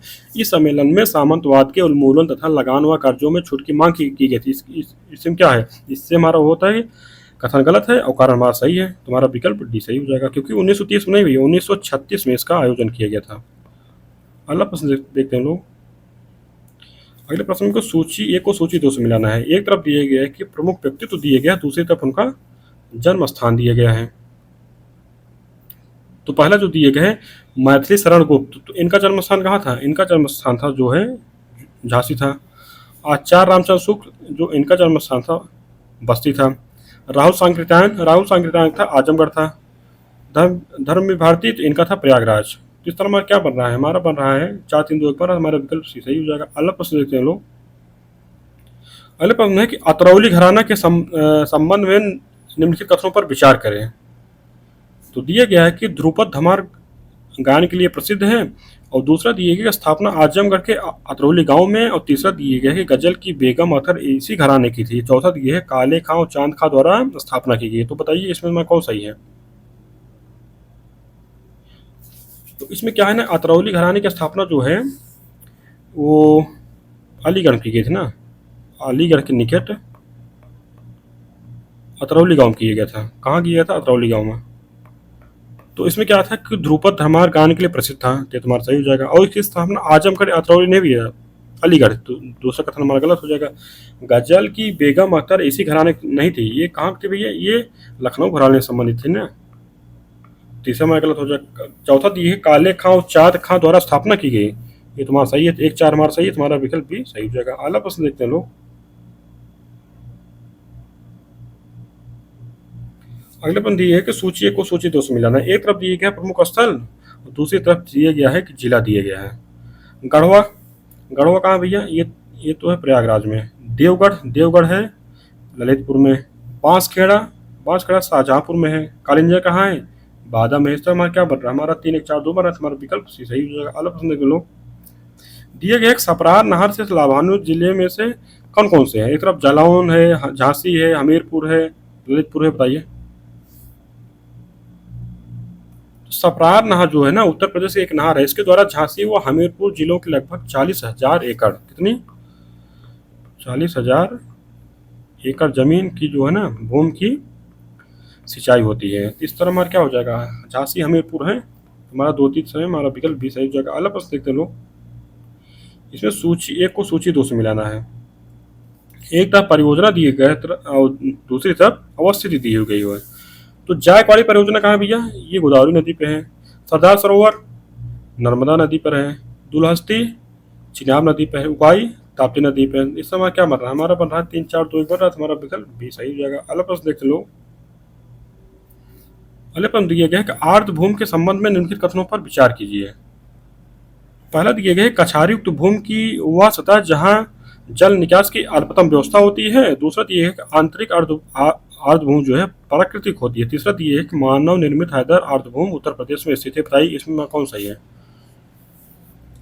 तो इसमें देखा जाए ना तो पहला और तीसरा कथन हमारा सही है, दूसरा कथन हमारा गलत है, क्योंकि आंतरिक अर्धभूमि जो है ना प्राकृतिक भी हो सकती है और कृत्रिम भी हो सकती है। तो दूसरा कथन हमारा गलत है तुम्हारा। इसमें पूछना था कि उपरोक्त में से कितने कथन सत्य हैं, तो इसमें हमारे 2 कथन सत्य हैं, तुम्हारा विकल्प बी बन जाएगा। अगला प्रश्न देखते हैं लोग। अगले प्रश्न में सूची 1 को सूची 2 से मिलाना है। एक तरफ दिए गया है प्रमुख दिवस और दूसरी तरफ दिनांक दिए गए हैं। तो विश्व वन्य दिवस कब मनाया जाता है? ये मनाया जाता है 3 मार्च को। विश्व मगरमच्छ दिवस 17 जून को मनाया जाता है। राष्ट्रीय डॉल्फिन दिवस 5 अक्टूबर को मनाया जाता है। विश्व हाथी दिवस 12 अगस्त को मनाया जाता है। तो इस समय क्या बन रहा है? 3 2 4 1 बन रहा है हमारा, 3 2 1 4। तो हमारा विकल्प ये सही हो जाएगा। अगला प्रश्न देखते हैं लोग। दिया गया कि निम्नलिखित पर्यावरण समझौतों पर विचार कीजिए तथा नीचे दिए गए कोड का प्रयोग करके उन्हें कालक्रमानुसार में व्यवस्थित कीजिए। दिए गए Stockholm convention, Cartagena protocol, Rotterdam convention, जैव विविधता कन्वेंशन। तो बताइए, इसमें देखा जाए तो स्टॉकहोम कन्वेंशन था, ये कब हुआ था? ये हुआ था हमारा 2001 में। कार्टाजेना प्रोटोकॉल कब हुआ था भैया? ये 1994 में हुआ था। रॉटरडम कन्वेंशन 1998 में हुआ था। जैव विविधता कन्वेंशन ये कब हुआ था? ये हुआ था 1992 में। इसमें क्या बन रहा है? हमारा बन रहा है 4 2 3 1 बन रहा है। तुम्हारा विकल्प ये सही हो जाएगा। अगला प्रश्न देखते हैं लोग। अगले प्रश्न में सूची 1 को सूची 2 से मिलाना है। एक तरफ दिए गया है वेटलैंड और दूसरी तरफ राज्य दिए गए हैं। तो कंजली क्या भैया? कंजली पंजाब में है। लोकटक कहाँ है? मणिपुर में है। रेणुकुंड कहाँ है? हिमाचल प्रदेश में है। रुद्र सागर कहाँ है? त्रिपुरा में है। तीसरा हमारा क्या बन रहा है? हमारा बन रहा है 4 3 1 2 बन रहा है। हमारा विकल्प सी सही हो जाएगा। तो अगला प्रश्न देखते हैं लोग। अगले प्रश्न दिए गए भारत की निम्नलिखित पंचवर्षीय योजनाओं में से किसमें सामाजिक न्याय एवं समानता के साथ समृद्धि पर बल दिए गया है? दिए गया है कि 11वीं 9वीं 12वीं 10वीं, बताइए। तो इसमें क्या था ना, सामाजिक न्याय एवं समानता के साथ समृद्धि पर बल 9वीं पंचवार्षिक योजना में दिया गया था। तो और 9वीं में इस योजना का जो काल था ना 1997 से 2000 था। तो हमारा विकल्प भी सही हो जाए। अगला प्रश्न देखो लोग। दिए गया कि प्रभावी राजस्व घाटे की धारणा को किस वित्तीय वर्ष के बजट से प्रारंभ किया गया था? दिए गया 2007-8, 2009-10, 2011-12, 2014-15, बताइए। इसमें देखा जाए तो प्रभावी राजस्व घाटे की जो धारणा दी गई थी ना, ये 2011-12 के वित्तीय वर्ष के बजट से प्रारंभ किया गया था। तो इसमें क्या प्रभावी राजस्व घाटा क्या होता है? तो प्रभावी राजस्व घाटा जो होता है, ये राजस्व घाटा में से पूंजी संपत्ति के सृजन से संबंधित अनुदान को जब घटा दिया जाता है ना, तो प्रभावी राजस्व घाटा आता है। जैसे मान लीजिए कि राजस्व घाटा मतलब क्या होता है? राजस्व घाटा मतलब ऐसा जो व्यय होता है जिससे कोई मतलब उत्पादन नहीं होता है, उससे कोई मतलब किसी चीज का निर्माण नहीं होता है, उसको राजस्व घाटा कहते हैं। अब राजस्व घाटा केंद्र सरकार जो है ना, राज्यों को मतलब जो अनुदान देती है, तो उसमें केंद्र सरकार को कुछ नहीं मिलता है, तो इसको क्या कहा जाता है कि इसको राजस्व घाटा में इसकी गिनती होती है। लेकिन क्या होता है कि जो राज्य सरकार को पैसा मिलता है, तो ऐसा तो है नहीं कि राज्य सरकार उसका पूरा पूरा मतलब राजस्व में ही व्यय कर देते हैं, उससे राज्य भी जो है पूंजी का उत्पादन करते हैं। तो इसमें क्या हुआ था, फिर इसके लिए एक व्यवस्था लाई गई कि राजस्व घाटा में से जो राज्य द्वारा पूंजी संपत्ति का सृजन किया जा रहा है, अगर उसको घटा दिया जाए तो जो घाटा आता है उसको प्रभावी राजस्व घाटा कहा जाता है। इस तरह हमारा विकल्प सी सही हो जाएगा। अगला प्रश्न देखते हैं लोग। अगले प्रश्न में है कि सूची 1 को सूची 2 से मिलाना है। तो पहला जो है दत्त समिति, तो इसका संबंध किससे था? इसका संबंध था औद्योगिक लाइसेंस थे। चक्रवर्ती समिति इसका संबंध किससे था? इसका संबंध था मौद्रिक प्रणाली से। राजमन्नार समिति इसका संबंध था केंद्र संबंध से। वांचू समिति इसका संबंध था प्रत्यक्ष कर से। तो इस तरह हमारा क्या बन जाएगा? हमारा विकल्प बन रहा है 2 1 3 4 बन रहा है। हमारा विकल्प डी सही हो जाएगा। अगला प्रश्न देख लो। अगला प्रश्न दिया है कि लोक वित्त सरकार के वित्तीय क्रियाकलापों का अध्ययन है, इसके अंतर्गत कौन शामिल नहीं है? दिए गए वित्तीय प्रशासन, सार्वजनिक व्यय, सार्वजनिक ऋण, व्यावसायिक बैंकों का कार्य निष्पादन। तो इसमें देखा जाए ना, तो जो लोक वित्त होता है इसके अंतर्गत वित्तीय प्रशासन होता है, सार्वजनिक व्यय होता है, सार्वजनिक ऋण होता है। तो जबकि व्यवसायिक बैंकों का कार्य निष्पादन जो है ना, इसमें सम्मिलित नहीं किया जाता। इस तरह हमें बताना था कौन शामिल नहीं, तुम्हारा विकल्प डी हो जाएगा। अगला प्रश्न देख लो। अगले प्रश्न है कि निम्नलिखित में से कौन एक संस्था ग्रामीण अवस्थापना विकास कोष के अर्थ प्रबंध को संचालित करती है? दिए गए है कि ग्रामीण विकास मंत्रालय, नाबार्ड, कापाट, क्षेत्रीय ग्रामीण बैंक, बताइए। तो इसमें देखा जाए तो ग्रामीण अवस्थापना विकास कोष की स्थापना जो है ना 1995-96 में ग्रामीण आधारभूत ढांचे के वित्तीयन हेतु की गई थी। वर्ष 1982 में स्थापित नाबार्ड द्वारा इसके अर्थ प्रबंध का संचालन किया जाता है। तो इस तरह क्या हो जाएगा, नाबार्ड हो जाएगा, और इसकी स्थापना 1982 में हुई थी। और ग्रामीण अवस्थापना विकास कोष की स्थापना कब हुई थी, 1995-96। इस तरह हमारा विकल्प भी सही हो जाएगा। अगला प्रश्न देखते हैं लोग। अगले प्रश्न में सूची एक को सूची दो से मिलाना है। एक तरफ दिए गए तीर्थंकर और दूसरी तरफ उनके प्रतीक दिए गए हैं। तो अजीतनाथ क्या प्रतीक था, अजीतनाथ का प्रतीक था गज। शीतलनाथ इनका जो प्रतीक था श्रीवत्सा। पूजनाथ इनका जो प्रतीक चिन्ह था महिष था। शांतिनाथ का मृग था। तो इस समय क्या बन रहा है, 3 1 4 2 बन रहा है, हमारा विकल्प भी सही हो जाएगा। अगला प्रश्न देखते लो।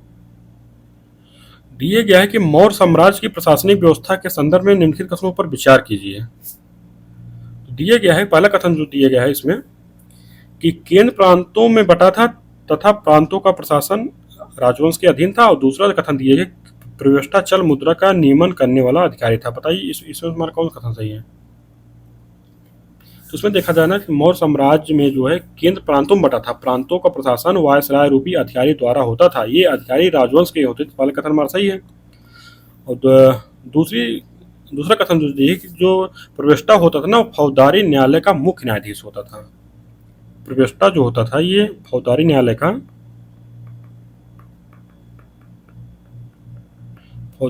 का मुख्य न्यायाधीश। इस तरह हमारा दूसरा कथन जो है ये गलत है, तो हमारा विकल्प ए बन जाएगा। तो अगला प्रश्न देखते लो। अगले प्रश्न दिए गए उत्तर वैदिक काल के आर्थिक जीवन के संदर्भ में निम्नलिखित कथनों पर विचार करें। दिए गए कि आर्यों का प्रमुख व्यवसाय पशुपालन था। दूसरा कथन दिए गए पशुपालन का महत्व बढ़ गया था, कृषि का कम हो गया था। बताइए इसमें हमारा कौन सही हो जाएगा। तो इसमें क्या है ना कि उत्तर वैदिक काल में आर्यों के जीवन में अधिक स्थायित्व आया था, इस काल में कृषि का महत्व बढ़ गया था। तो पहला कथन तो हमारा गलत हो जाएगा ना, क्योंकि प्रमुख व्यवसाय जो पशुपालन नहीं था, प्रमुख व्यवसाय हो गया था कृषि, और पशुपालन था वैदिक काल में। दूसरा दिया जाए पशुपालन का महत्व तो बढ़ गया था, कृषि का कम होता नहीं भैया, ये भी तो गलत हो जाएगा, क्योंकि पशुपालन का महत्व नहीं होता, कृषि का महत्व बढ़ गया था। तो इसका जो प्रमुख कारण क्या था, जो लोहे की खोज थी, जब लोहे की खोज हुई तो उसके द्वारा मतलब हल बनाया गया, औजार बनाए गए, जिससे खेती को बढ़ावा मिला। तो इस तरह हमारा क्या हो जाएगा, हमारा विकल्प डी हो जाएगा। ना तो एक ना दो। अगला प्रश्न देख लो। दिए गया कि निम्नलिखित कथनों पर विचार करें। तो पहला कथन दिया गया चंद्रगुप्त मौर्य ने सौराष्ट्र प्रांत में सुदर्शन झील का निर्माण कराया था। दूसरा कथन दिए गया उस समय वहां का शासक सुविशाख था। बताइए इसमें हमारा कौन सही हो जाएगा।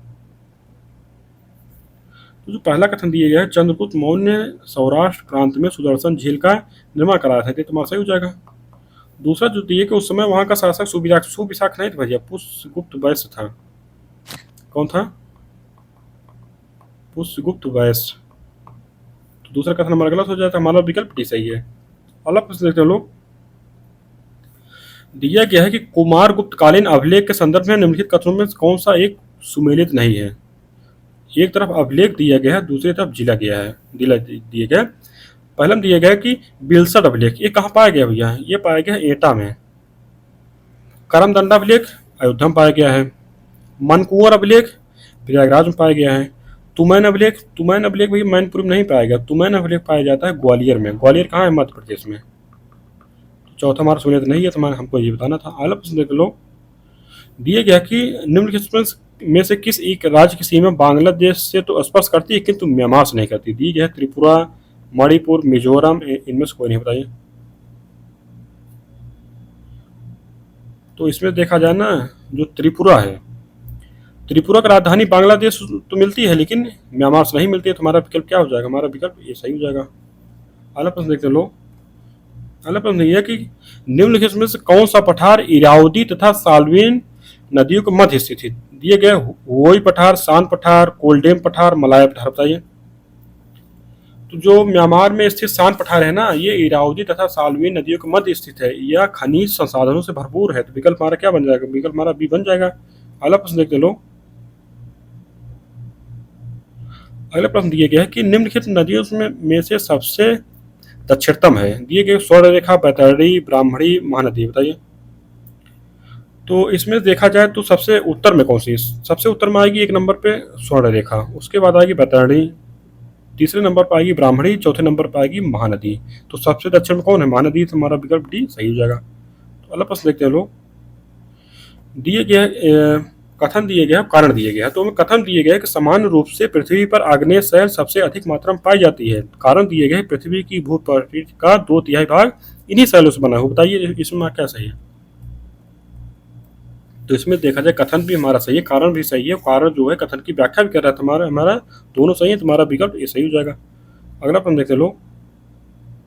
इसमें सूची एक को सूची दो से मिलाना। सूची एक में दिए गया क्षेत्र और सूची दो में दिए गए अवस्थिति दिए गए हैं। तो न्यू इंग्लैंड कहाँ भैया, न्यू इंग्लैंड जो है संयुक्त राज्य अमेरिका में है। जॉर्ज टाउन कहाँ है, जॉर्ज टाउन जो है दक्षिणी अमेरिका में है, दक्षिणी अमेरिका में हो गया। पूर्वी लंदन, पूर्वी लंदन जो है दक्षिण अफ्रीका में है। मोनाको कहाँ है, यूरोप में है। तो इस तरह हमारा क्या बन रहा है, हमारा बन रहा है 3 4 1 2 बन रहा है। हमारा विकल्प ये सही हो जाएगा। अगला प्रश्न देख लो। दिया गया है कि निम्नलिखित में से कौन एक ठंडा मरुस्थल है। दिए गए कालाहारी, अटाकामा, नाफुद, गोबी। बताइए। तो इसमें से जो गोबी है ना, गोबी एक ठंडा मरुस्थल है। ये हमारा विकल्प डी सही हो जाएगा। अगला प्रश्न देख लो। अगले प्रश्न है कि दक्षिण अमेरिका महाद्वीप में पाया जाने वाला मोंटाना होते हैं। तो मोंटाना विषय में दिया गया है कि एक विशेष किस्म की घास, दूसरे में दिया गया है कि एक नेग्रो प्रजाति, तीसरा दिया है एंडीज पर्वत के पूर्वी ढालों पर स्थित वन, चौथा दिया गया है कि दलदली क्षेत्रों में पाए जाने वाली हिरन प्रजाति। बताइए। तो दक्षिण अमेरिका महाद्वीप में एंडीज पर्वत के पूर्वी ढलानों के वनों को मोंटाना कहा जाता है। तो हमारा विकल्प सी सही हो जाएगा। इनकी लकड़ियां कीमती एवं मुलायम होती हैं। तो हमारा विकल्प सी सही है। अगला प्रश्न देख लो। दिया गया कि निम्न में से कौन एक ही रेखा को प्रदर्शित करते हैं। तो पहला दिया है कि 180 डिग्री पूर्व तथा 180 डिग्री पश्चिम देशांतर, और दूसरा दिया है कि 90 डिग्री पूर्व तथा 90 डिग्री पश्चिम देशांतर, तीसरा दिया गया है कि 90 डिग्री पश्चिम तथा 180 डिग्री पूर्वी देशांतर, चौथा दिया गया है कि 180 डिग्री पश्चिमी तथा 90 डिग्री पूर्वी देशांतर। बताइए। तो इसमें देखा जाए तो हमारा जो 180 डिग्री पूर्व तथा 180 डिग्री पश्चिम देशांतर है ना, ये बिल्कुल एक ही रेखा दर्शाती है, क्योंकि पीछे जाकर दोनों रेखाएं एक दूसरे से मिल जाती हैं। तो विकल्प हमारा ये सही हो जाएगा। अगला प्रश्न देखते हैं लोग। दिया गया है कि निम्नलिखित में से कौन एक बेनेलक्स देशों में सम्मिलित नहीं है। बेनेलक्स देशों में दिए गए हैं बेल्जियम, फिनलैंड, नीदरलैंड, लग्जमबर्ग। बताइए। तो इसमें क्या है ना, बेनेलक्स में जो देश हैं इसमें 3 देश हैं। कौन कौन से हैं, बेल्जियम है, नीदरलैंड है, लग्जमबर्ग है, जबकि फिनलैंड नहीं है भैया। विकल्प हमारा बी, ये हमको बताना है। अगला प्रश्न देखते हैं लोग। अगले प्रश्न दिया गया है कि निम्नलिखित में से कौन सा दर्रा त्वांग घाटी से होकर तिब्बत का मार्ग प्रदान करता है। दिए कि दीफू, बड़ा लाचा, बोमडिला, यांग्या। बताइए। तो जो त्वांग घाटी से होकर तिब्बत का मार्ग प्रदान करता है वो कौन सा दर्रा है, वो तो हमारा बोमडिला दर्रा है ना। बोमडिला दर्रा कहाँ पर जाता है, ये अरुणाचल प्रदेश पाया जाता है। अरुणाचल प्रदेश में है कि अरुणाचल प्रदेश के उत्तर पश्चिमी भाग में स्थित है। इस दर्रे से जो है ना त्वांग घाटी से होकर तिब्बत जाने का मार्ग है। अगला प्रश्न देखते लोग। दिए गए क्षमा आदि और कुछ मामलों में दंडादेश के निलंबन, परिहार या लघुकरण की राष्ट्रपति की शक्ति को किस अनुच्छेद के अंतर्गत रखा गया है। ठीक है, अनुच्छेद 61, अनुच्छेद 72, अनुच्छेद 76, अनुच्छेद 58। बताइए। इसमें देखा जाए तो राष्ट्रपति की जो क्षमादान की शक्ति दी गई है ना, अनुच्छेद 72 में दी गई है। तो विकल्प हमारा भी सही हो जाएगा। अगला प्रश्न देख लो। दिए गए राष्ट्रपति के कार्यकाल का प्रारंभ माना जाता है। दिए गए चुनाव के दिन से, शपथ ग्रहण के दिन से, नामांकन के दिन से, पूर्व राष्ट्रपति के अवकाश से। बताइए। इसमें व्यवस्था दी गई है संविधान के अनुच्छेद 56 में। किसमें, अनुच्छेद 56 में राष्ट्रपति का कार्यकाल दिया गया है। तो इसमें क्या है ना कि राष्ट्रपति अपने पद ग्रहण की तारीख से 5 वर्ष की अवधि तक पद पर बना रहेगा। अर्थात इस प्रकार राष्ट्रपति के कार्यकाल का प्रारंभ शपथ ग्रहण के दिन से होता है। हमारा विकल्प भी सही हो जाएगा। अगला प्रश्न देख लो। दिया गया कि निम्नलिखित में से किस वर्ष राजनीतिक दलों को सर्वप्रथम संवैधानिक मान्यता प्राप्त हुई थी। दिए गए 1952 में, 1975 में, 1995 में, 1985। बताइए। तो इसमें क्या है कि ना भारतीय संविधान के 52वें संविधान संशोधन 1985 द्वारा भारत भारत में प्रथम बार राजनीतिक दलों को संवैधानिक मान्यता प्राप्त होती है। तुम्हारा विकल्प डी सही हो जाएगा। अगला प्रश्न देखते लो। अगला प्रश्न है कि निम्नलिखित संवैधानिक संशोधनों में से कौन लोकसभा के सदस्यों की संख्या में वृद्धि करने से संबंधित है? दिए गए एक 7वां तथा 31वां, छठा तथा 22वां, 13वां तथा 42वां, 12वां तथा 38वां, बताइए। तो इसमें क्या है कि 7वें संविधान संशोधन अधिनियम 1956 तथा द्वारा क्या हुआ था ना कि लोकसभा की सदस्य संख्या 520 कर दी गई थी। कितना? 520 कर गई। तथा 31वां संविधान संशोधन अधिनियम 1973 द्वारा लोकसभा की सदस्य संख्या को बढ़ाकर 545 कर दिया गया था। कितना? 545। इस तरह हमारा विकल्प सही हो जाएगा। अगला प्रश्न देख लो। दिए गए उत्तर प्रदेश में लोकसभा सीटों की कुल संख्या निम्नलिखित में से किन 3 राज्यों की लोकसभा सीटों की संख्या के योग के बराबर है? तो इसमें दिया गया है कि महाराष्ट्र दिया गया है, कर्नाटक दिया गया है, हिमाचल प्रदेश है, बिहार है, तमिलनाडु, मेघालय, मध्य प्रदेश, तमिलनाडु, त्रिपुरा और पश्चिम बंगाल, तेलंगाना, हरियाणा, बताइए। तो इसमें देखा जाए ना तो उत्तर प्रदेश कितनी लोकसभा सीट है? उत्तर प्रदेश की लोकसभा सीट है 80। महाराष्ट्र कितनी है? 48 है। कर्नाटक में कितना है? 28 है। हिमाचल का प्रदेश में कितना है? 4 है। तो अगर इनका योग देखा जाए तो इनका योग भी 80 आता है। तुम्हारा विकल्प ये सही हो जाएगा। अगला प्रश्न देख लो। दिए गए भारत के संविधान में निम्नलिखित में से किस अनुच्छेद में उल्लिखित है कि भारत के राज्य क्षेत्र में सर्वत्र व्यापार, वाणिज्य और समागम आबाद होगा? दिए गए अनुच्छेद 19(1), अनुच्छेद 279 ए, अनुच्छेद 300 ए, अनुच्छेद 301, बताइए। इसमें क्या है ना कि अनुच्छेद 301 में व्यवस्था दी गई है कि भारत के राज्य क्षेत्र में सर्वत्र व्यापार, वाणिज्य और समागम आबाद होगा। विकल्प हमारा डी सही हो जाएगा। और अगला प्रश्न दिया गया है कि निम्नलिखित में से किस एक आधार पर राष्ट्रपति द्वारा संवैधानिक आपात की घोषणा की जा सकती है? तो पहला दिया गया है कि वाह्य आक्रमण, तो इसके द्वारा नहीं, इसके द्वारा तो भैया आपातकाल की घोषणा की जाती है ना, राष्ट्रपति शासन की नहीं की जाती है। दूसरा तो यह है कि सशस्त्र विद्रोह, ये भी नहीं होगा। तीसरा तो यह है केंद्र द्वारा दिए गए निर्देशों का पालन करने या उसे प्रभावी बनाने में असफलता के आधार पर, तुम्हारा सही हो जाएगा तीसरा। तो अगला प्रश्न देखते हैं लोग। दिया गया है कि निम्नलिखित में से कौन सी अर्हताएं उपराष्ट्रपति पद के हेतु अनिवार्य हैं? पहला दिया गया है कि वह 30 वर्ष की आयु पूर्ण कर चुका। 30 वर्ष की नहीं भैया, ये तो आप लोग जानते हैं कि 35 वर्ष। पहला कथन हमारा गलत है। दूसरा दिया है कि वह राज्यसभा का सभापति बनने के लिए आयु, तो ये भी हमारा सही हो जाएगा। तीसरा दिया है कि सार्वजनिक प्राधिकरण के तहत किसी लाभ के पद पर ना हो, तो ये भी हमारा सही हो जाएगा। हमारा 2 3 सही है, तुम्हारा विकल्प ये सही हो जाएगा। तो अगला प्रश्न देखते हैं लोग।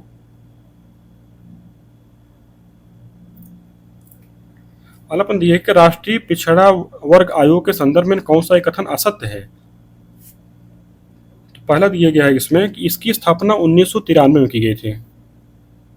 तो दूसरा कथन दिया गया कि इसके अध्यक्ष की नियुक्ति राष्ट्रपति द्वारा की जाती है। तीसरा दिया गया कि 103वें संशोधन अधिनियम द्वारा इसको संवैधानिक दर्जा दिया गया। चौथा दिया गया कि इसके सदस्यों की सेवा शर्तों का निर्धारण राष्ट्रपति करते हैं, बताइए। तो जो पहला कथन दिया गया कि इसकी स्थापना 1993 में की गई, सही है। दूसरा कथन दिया गया कि इसके अध्यक्ष की नियुक्ति राष्ट्रपति द्वारा की जाती है, ये भी सही हमारा। तीसरा कथन दिया गया कि 103वें संशोधन अधिनियम द्वारा इसको संवैधानिक दर्जा दिया गया था, नहीं भैया, 103वें नहीं, 102वें संशोधन अधिनियम द्वारा। तो तीसरा हमारा गलत हो जाएगा, ये हमको बताना था। चौथा दिया गया कि इसके सदस्यों की सेवा शर्तों का निर्धारण राष्ट्रपति करते हैं, तो ये सही हो जाएगा। अगला प्रश्न देखते लोग।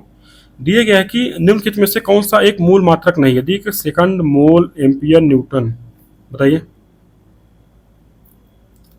तो इसमें जो है ना, जो सेकंड है ये भी मूल मात्रक है, मोल भी है, एम्पियर भी है, जबकि न्यूटन नहीं भैया। तो हमारा विकल्प डी सही हो जाएगा। तो मूल मात्रक कौन होते हैं? जैसे मूल मात्रक हमारे 7 हैं। मीटर है, किलोग्राम है, सेकंड है, एम्पियर है, केल्विन है, मोल है, कैंडेला। आप इसको लिख लीजिए पहले। मीटर है, किलोग्राम है, सेकंड है, एम्पियर है, केल्विन है, मोल है, कैंडेला है। ये हमारे 7 हैं। अगला प्रश्न देखते हैं लोग। दिए गए ठोस पदार्थों में ऊष्मा का एक स्थान से दूसरे स्थान पर संचरण किस विधि द्वारा होता है? दिए गए संवहन, विकिरण, चालन, इनमें से कोई नहीं, बताइए। तो जो ठोस पदार्थों में ऊष्मा का संचलन होता है ना, वो चालन विधि द्वारा होता है। हमारा विकल्प सही हो जाएगा। अगला प्रश्न देखते हैं लोग। दिया गया है कि कुएं से पानी भरते समय रस्सी टूट जाने पर व्यक्ति क्या पीछे गिर जाना एक उदाहरण है। पहला दिया गया है कि न्यूटन के गति विषयक प्रथम नियम का, ये तो नहीं है भैया। दूसरा दिया है कि न्यूटन के गति विषयक द्वितीय नियम द्वारा, ये भी नहीं है। तीसरा दिया गया है कि न्यूटन के गति विषयक तृतीय नियम द्वारा, ये तुम्हारा सही हो जाएगा। इसे जो न्यूटन के गति का तृतीय नियम है, इसमें किया जाता है, इसको कहा जाता है क्रिया प्रतिक्रिया का नियम। समझ रहे हैं? तो हमारा विकल्प सही हो जाएगा। तो अगला प्रश्न देख लो। दिए गए बोलोमीटर का प्रयोग किस एक के मापन हेतु किया जाता है? दिए गए ऊष्मीय विकिरण, ताप प्रवणता, ध्वनि प्रबलता, प्रकाश की चाल, बताइए। तो इसमें एक बोलोमीटर का प्रयोग ऊष्मीय विकिरण के मापन हेतु किया जाता है। तो विकल्प हमारा सही हो जाएगा। अगला प्रश्न देख लो। दिए गए कि जल प्रक्रमण संयंत्रों में घुले हुए ठोस पदार्थ को हटाने के लिए क्या उपाय किए जाते हैं? दिए गए ऑक्सीकरण और निस्पंदन, दूसरा दिए गए सक्रिय कार्बन और एयर स्ट्रिपिंग, तीसरा दिए गए रिवर्स ऑस्मोसिस, आसवन और आयन एक्सचेंज, चौथा दिए गए इनमें से कोई नहीं है। तो बताइए। तो इसमें क्या है ना, जल प्रक्रमण संयंत्रों में घुले हुए ठोस पदार्थों को हटाने के लिए रिवर्स ऑस्मोसिस, आसवन और आयन एक्सचेंज उपाय किए जाते हैं। हमारा विकल्प सी सही हो जाएगा। अगला प्रश्न देखते लो। अगले प्रश्न दिए गए कि पर्यावरण संरक्षण अधिनियम 1986 के संबंध में निम्नलिखित कथनों पर विचार कीजिए। पहला कथन दिए गए कि इस अधिनियम को 1972 के स्टॉकहोम कॉन्फ्रेंस को लागू करने हेतु पास किया गया था। तो तुम्हारा सही हो जाएगा।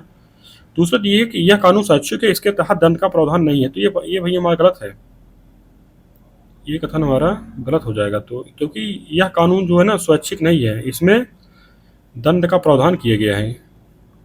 तुम्हारा दूसरा कथन गलत है, केवल एक सही है। तुम्हारा विकल्प सही हो जाएगा। अगला प्रश्न देखते लो। तो अगला प्रश्न दिए गए फोटो फास्फोराइलेशन क्या होता है? इसमें दिए गए एटीपी से एडीपी का निर्माण, एडीपी से एटीपी का निर्माण, एनएडीपी से एटीपी का निर्माण, एनएडीपीजे से एटीपी का निर्माण, बताइए। तो जो फोटो फास्फोराइलेशन होता है, इसमें क्या होता है ना, एडीपी से एटीपी का निर्माण होता है। तुम्हारा विकल्प सही हो जाएगा। अगला प्रश्न देख लो। अगला प्रश्न दिए है कि निम्नलिखित प्रदूषक तत्वों में कौन सा एक अपने मूल स्वरूप में रहकर प्रदूषण फैलाता है? दिए DDT, ozone, sulphur dioxide, hydrogen peroxide, बताइए। जिसमें कहा है ना कि वे प्रदूषक जो अपने मूल रूप में ही रहकर प्रदूषण फैलाते हैं प्राथमिक प्रदूषक कहलाते हैं। इसमें इनमें से कौन कौन आते हैं? जैसे डीडीटी हो गया, कार्बन डाइऑक्साइड हो गया, कार्बन मोनोऑक्साइड हो गया, प्लास्टिक हो गया। तुम्हारा विकल्प ये सही हो जाएगा। अगला प्रश्न देखते हैं लोग। अगला प्रश्न दिया गया है कि एल्गन ब्लूम से तात्पर्य है। पहला दिया गया कि शैवालों के विरंजन से, प्रवालों पर क्लोरीन के जमने से, तीसरा दिया है कि जल की सतह पर बने शैवालों की परत से, चौथा दिए गए अंटार्कटिक क्षेत्र में जैव मरुस्थल से, बताइए। तो इसमें जो एल्गन ब्लूम होता है ना, उसका मतलब होता है कि जल की सतह पर बने शैवालों की परत से। तो विकल्प हमारा सही हो जाएगा।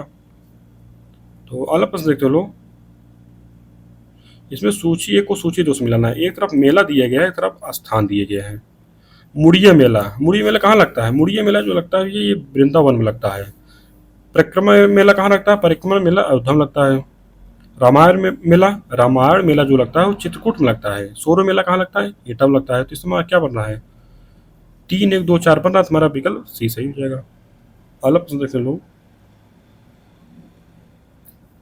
अगला प्रश्न दिए गए कि जनगणना 2011 के अनुसार उत्तर प्रदेश में महिला व पुरुष साक्षरता के बीच सबसे कम अंतर किस जिले में? दिए कि महाराजगंज, गौतम बुद्ध नगर, कानपुर नगर, औरैया। तो बताइए। इसमें क्या है ना कि जनगणना 2011 के अनुसार उत्तर प्रदेश में महिला एवं पुरुष साक्षरता के बीच जो अंतर है वो 20.1% है। और सर्वाधिक अंतर जो है महाराजगंज, वो सबसे कम अंतर कानपुर नगर में है। तो तुम्हारा विकल्प क्या हो जाएगा? हमारा विकल्प सी हो जाएगा। यहाँ पर कानपुर में जो है ना सबसे कम अंतर है, महाराजगंज में सर्वाधिक अंतर है। और पूरे जो उत्तर प्रदेश में है वो 20.1% है। तुम्हारा विकल्प सी सही हो जाएगा। अगला प्रश्न देख लो। दिया गया है कि उत्तर प्रदेश में सिंचित क्षेत्र का सही घटता क्रम प्रदर्शित करता है। तो इसमें दिए गया है कि पश्चिमी, केंद्रीय, पूर्वी, बुंदेलखंड। इसमें देखा जाए ना तो यही हमारा सही भी है कि जो सबसे ज़्यादा सिंचित क्षेत्र है वो पहले स्थान पर पश्चिमी आता है, दूसरे स्थान पर केंद्रीय आता है, तीसरे स्थान पर पूर्वी आता है, चौथे स्थान पर बुंदेलखंड आता है। तो अगला प्रश्न देखते हैं लोग। दिए गया है कि निम्न पर विचार करें। पहले दिए गए है कि गौतम बुद्ध नगर, कानपुर नगर, औरैया, इटावा। तो साक्षरता के अनुसार उपरयुक्त जिलों का सही घटनाक्रम है। तो इसमें देखा जाए ना, तो पहले स्थान पर कौन आता है?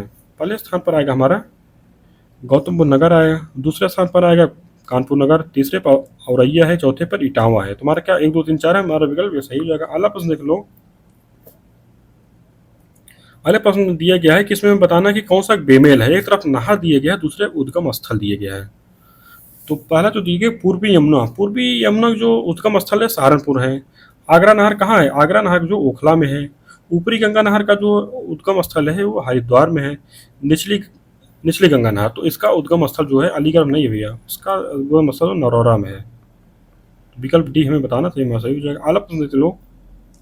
दिए गए उत्तर प्रदेश की निम्नलिखित किस योजना का संबंध बाल श्रम उन्मूलन से है? दिया गया है कि विश्वकर्मा श्रम सम्मान योजना, मुखबिर योजना, नया सवेरा योजना, इनमें से कोई नहीं, बताइए। तो इसमें कहा है ना, उत्तर प्रदेश के श्रम विभाग द्वारा श्रमिक बच्चों को बाल श्रम से मुक्ति दिलाने तथा इनका सामाजिक, शैक्षिक एवं नैतिक विकास करने के उद्देश्य से 16 जून 2017 को नया सवेरा योजना प्रारंभ की गई थी। समझ रहे थे? हमारा विकल्प सी सही हो जाएगा। अगला प्रश्न देख लो। अगला प्रश्न दिया गया है कि निम्नलिखित में से किस स्थान को सितार और सुरबहार संगीत के इमदाद खानी घराना के लिए जाना जाता है? देखिए, आगरा, लखनऊ, इटावा, वाराणसी, बताइए। तो इसमें क्या है ना कि इसमें जो है इटावा हो जाएगा, तो हमारा सी हो जाएगा। तो इसमें क्या है कि इटावा को सितार और सुरबहार संगीत के इमदाद खानी घराना जाना जाता है। इमदाद खान के पिता साहेबदाद खान एक मशहूर सितार वादक थे। इस घराने के अन्य प्रसिद्ध कलाकार थे सुजात खान। कौन है? इसको आप लिख लीजिए, बहुत इंपॉर्टेंट है पीसीएस के लिए और आर के लिए। सुजात खान, निषाद खान, बुधादित्य मुखर्जी। इस तरह हमारा विकल्प सी सही हो जाएगा। अगला प्रश्न देख लो। दिए गया है कि निम्नलिखित में से कौन से कथन doctor Ambedkar institute of technology for handicapped के संदर्भ में सत्य है? दिए गया कि इसकी स्थापना 1997 में आगरा में की गई थी। दूसरा दिए गया कि यह विश्व बैंक द्वारा सहायता प्राप्त है। बताइए इसमें कौन कथन सही है? तो इसमें क्या है ना कि इसकी स्थापना जो है 1997 में आगरा में नहीं की गई थी भाई, आगरा में नहीं की गई थी, की गई थी कानपुर में। और यह विश्व बैंक द्वारा सहायता प्राप्त है, तो हमारा सही हो जाएगा। तुम्हारा क्या हो जाएगा? हमारा विकल्प जो है बी सही है, केवल 2। अगला प्रश्न देख लो। उत्तर प्रदेश में विज्ञान एवं प्रौद्योगिकी परिषद का गठन कब किया गया था? दिए गए 1955 में, 1975 में, 1980 में, 1995 में, बताइए। तो क्या है ना, उत्तर प्रदेश में विज्ञान एवं प्रौद्योगिकी परिषद का गठन 1975 में किया गया था। विकल्प हमारा भी सही हो जाएगा। अगला प्रश्न देख लो। अगले प्रश्न में सूची को सूची 2 से मिलाना है। एक तरफ दिए गए खनिज, दूसरी तरफ स्थान दिए गए। तो सैंड स्टोन कहाँ मिलता है? सैंड स्टोन जो मिलता है मिर्जापुर मिलता है। रॉक फास्फेट ललितपुर में मिलता है। सेल खड़ी कहाँ मिलता है? सेल खड़ी मिलता है जो भैया ये हमीरपुर मिलता है। कोयला कहाँ मिलता है? सिंगरौली मिलता है। तो इस तरह हमारा क्या बना? हमारा 3 4 1 2 बना, हमारा विकल्प डी सही हो जाएगा। अगला प्रश्न देखते लो। अगले प्रश्न में सूची को सूची 2 से मिलाना। एक तरफ दिए गया है कि मौर्य युगीन प्रांत, दूसरी तरफ राजधानी दिए गए हैं। तो इसमें दिया गया है कि अवंती राष्ट्र, तो अवंती की राजधानी क्या थी? अवंती की राजधानी थी भैया उज्जैनी। प्रासिक जो राजधानी थी पाटलिपुत्र थी। दक्षिणापथ की राजधानी सुवर्णगिरी थी। कलिंग प्रांत की राजधानी जो है तोसली थी। तो इस तरह हमारा क्या बन रहा है? हमारा बन रहा है 4 2 3 1 बन रहा है। 4 2 3 1, हमारा विकल्प डी सही हो जाएगा। अगला प्रश्न देखते हैं लोग। दिए गए कि निम्नलिखित युगों में से कौन सा एक सही सुमेलित नहीं है? एक तरफ दिए गया रेलवे जोन, दूसरी तरफ उसका मुख्यालय दिए गया है। तो उत्तर मध्य रेलवे, तो इसका जो मुख्यालय है प्रयागराज में है। उत्तर पूर्वी रेलवे, इसका मुख्यालय जो है गोरखपुर में है। दक्षिण पश्चिम रेलवे, इसका मुख्यालय जो है हुगली में है। पूर्वी तटीय रेलवे, तो इसका मुख्यालय कहाँ है? इसका मुख्यालय हैदराबाद में नहीं है, इसका मुख्यालय जो है भुवनेश्वर में। भुवनेश्वर कहाँ है? उड़ीसा में।